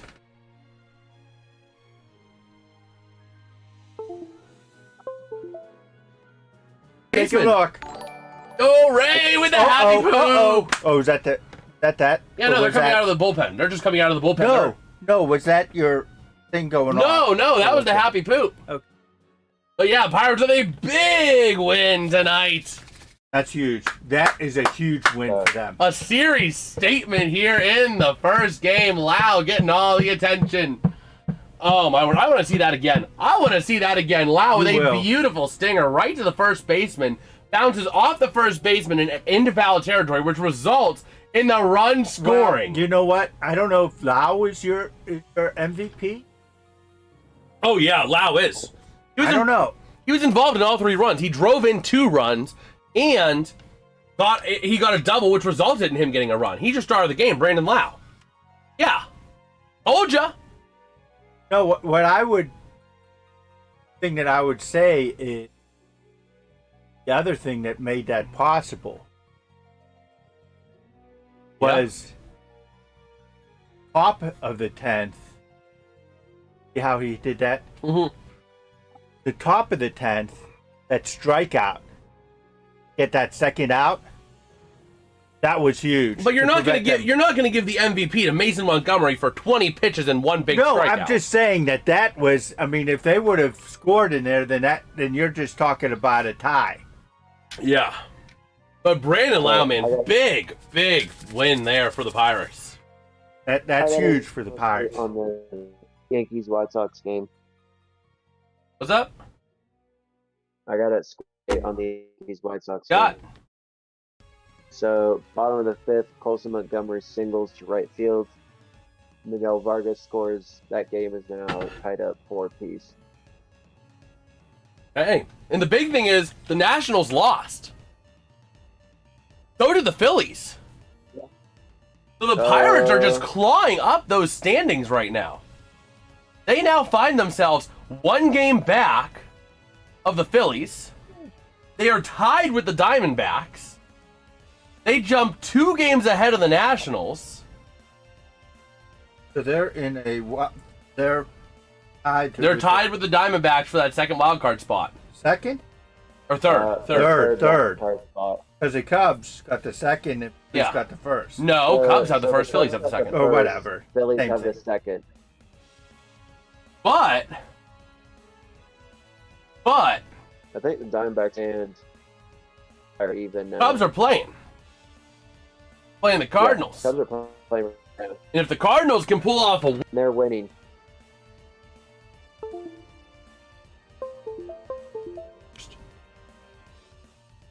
but if the Cardinals can pull off a win, just saying. He's pitching for the Cardinals though. Cardinals, I would chalk that because this pitcher has a 5.2 ERA. Okay, now let me ask you this: you got that win. Peterson against Matthew Liberatore. Who would be your? Who would you go to the bullpen for next game? You got? well, Mlodzinski's my first one. Mlodzinski's my first run next game. He did not pitch tonight. He's known to go a couple innings. You're going to need a guy to go a couple innings tomorrow. There's no doubt. Because unless you want to go to Brandon Eisert, he probably will. Considering, I mean, the pitchers that have pitched tonight, you had Soto went, Montgomery went, Mirez went, Marinaccio went. I would agree with you with Mlodzinski. Then Matson. Yeah, and I would even put Molinazzi because he was only there for one inning. Yeah, he only had 13 pitches. Only had 13 pitches. So Marinaccio is going to be available. I think your pitchers available realistically for the bullpen tomorrow are going to be Mlodzinski, Madsen, Dotel, Eisert, Marinaccio. Those are going to be your 5. Generally, teams keep like 5 main available, 4 to 5 main available, and then obviously if they have to go deeper, they will. But you're going to run with your 5 are going to be Mlodzinski, Matson, or probably Mlodzinski, Dotel, Matson, Marinaccio, Eisert. Who's your closer? Closer. Well, it'll be one of them. Maybe Marinaccio, maybe. Soto again. You could do Soto. He only had 23 pitches tonight. But you want to save Soto for the third game if you can. That means it could be Mason Montgomery coming in. And That they're the closer. they don't really have another closer. Everybody just pitches in relief. Because Santana used to be. And then Santana started crapping the bed. Yeah, I know. He turned into Daniel Santana. Yeah. We getting lit saying who took it home? It was the Pirates. You're not saying he won't pitch tomorrow. Well, I don't think we'll see Soto tomorrow. Who's the starting pitcher? Starting pitcher tomorrow, that would be who follows Keller. I don't remember who follows Keller in standard rotation, but I can look up probable pitchers. I got the score update on the FX. Here we go. Boston Give me game. 1 second here. So tomorrow, it looks like it's presumably Bubba Chandler. Bubba Chandler, and then Jared Jones gets the third game. So that is a bit concerning because Bubba Chandler's been up or down. Chandler has really been up and down all season. Like, Keller has been the worst pitcher of the starting rotation. Chandler has been second. I would say out of your starting 5 for the Pirates, right? Out of your starting 5, how I would coordinate your starting roster, starting pitcher, in terms of best to worst. Your best, far and away right now, is Jared Jones. Second is Paul Skeens. Third is Ashcraft. Fourth would be Bubba Chandler. Fifth would be Mitch Keller. Mm-hmm. And you're starting the series with your 2 worst pitchers in the rotation. Which is concerning whenever you are on a bullpen as well that's not doing well. The bats are going to have to step it up tomorrow. Oh, the bullpen step. I have to admit that I thought they were going to score in the top of that 10th. Whenever they threw that air. Yeah. I personally would probably take Bubba Chandler over Keller. Just because when Keller has been bad, it has been horrendous. The Pirates will have a tomorrow. Bubba Chandler can up to without any. Yeah. to the 6th. Yeah. You know? But yeah. Yeah, a good, decent outing. Then you don't have to bring all of them. I mean, I wish it was Jared Jones, because Jared Jones would have the chance to go 7. But And who's the third And in theory, they could swap the rotation. after Bubba? Jared Jones. You could maybe flip their days, potentially, to give your bullpen maybe a little bit more of a rest.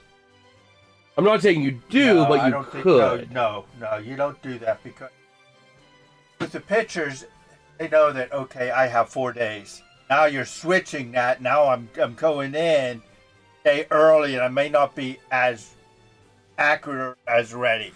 Yeah. So you don't want to mess with their about psychology, you know all that. Yeah. The problem is that Bubba Chandler is not going to go 7 innings.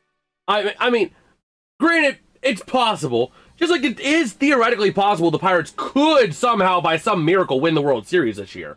But they're not winning the World Series this year. That was the other thing.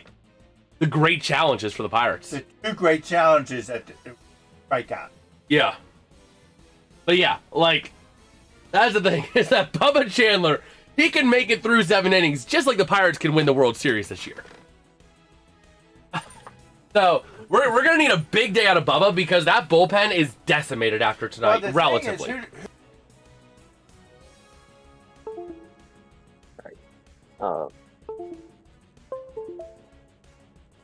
Don't!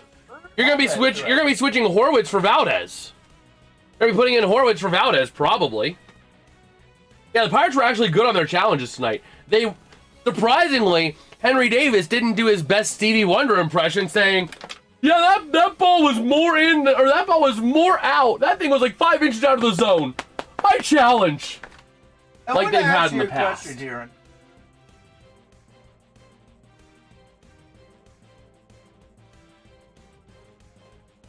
I hope it's the second base umpire, because first and third, they were doing their best, Helen Keller and Stevie Wonder. But no, what I'm saying is, back out there, what's the role? Is it whoever's on third gets it? And the umpire, do they? That? Oh man. I've never thought. Name ump. Or umps. How I got rotate by game. Curious. I'm actually curious on I that. got 2 scores. I'm curious. I'll tell you. They rotate. Oh no. Third base goes to home, right? No, home plate. No, home goes to third base. It's clockwise. So it's first base. So it's first base. Okay. So thankfully that third base ump isn't going to be getting a chance behind the plate, because he was blind as a freaking bat. Brother saying this. Oh, he swung. In what universe did he swing? Like, That's a devastating. But did Arizona win last game of the last series? don't know offhand. They're Lost the 55 last and game of the 52 last year. right now. So they That- currently have the same record as the Pirates. Yeah, they're on a losing streak. 3-game losing So- streak. They lost the last 2 to the Nationals. I got Now, and this was a devastating because they should have. They were given enough umpire help to win. Top of the 10th, they should. Yeah. The other thing that this says is the Pirates are able. I mean, a team should be able to do this. But this is the first time this season that I've been watching that I've seen Don Kelly get ejected. And they still managed to pull out the win. They managed to come back and complete the win. Because he got ejected on Reynolds at bat, which led to the RBI, tie the game. So that's the thing, is that the Pirates were able to come back despite the ejection, despite the turmoil with the third base like those. Like, that was not a swing. But he said that's a strike.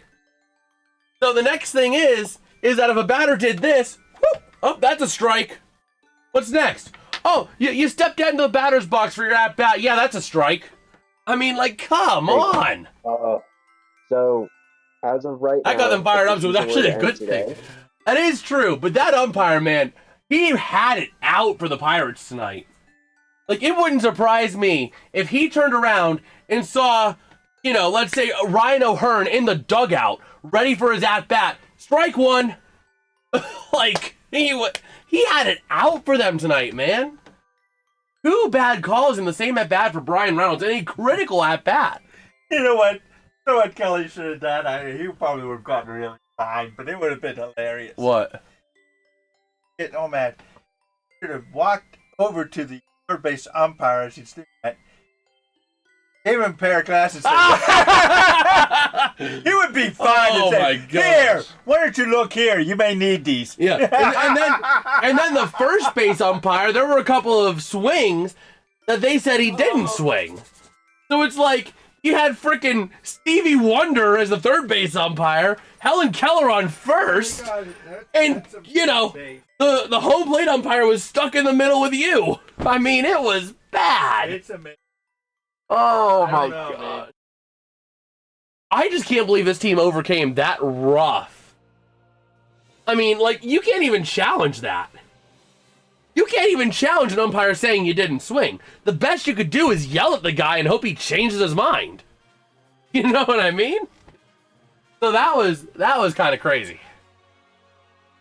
Oh my word. Oh, Cardinal. But with that being said, though, I think we're going to wrap it up here for tonight. The next Pirate stream will be maybe in a few days. It's a little bit tough right now, especially because we do have the gaming channel. A live stream series is going to be starting up over there tomorrow night on Jason's Realm Gaming. I'll be making a post on this channel probably tomorrow morning, late tonight, something like that, about that going live. But the next Pirate stream will be later on in the week. We might go live for a Riverhounds game on Wednesday. I don't know about that yet. We might not. We'll see. Still trying to figure out what I'm going to stream for this week. It's a little bit kind of touch and go for this week until we really get settled in for the rest of the summer. But if you guys did enjoy, drop us a like, drop us a sub. We'll be live again for some more Pirates baseball throughout the summer. And with that, I will catch you guys next time. Peace out and have a good one. See you, Alex. See you, Mad Libby. See you, everybody.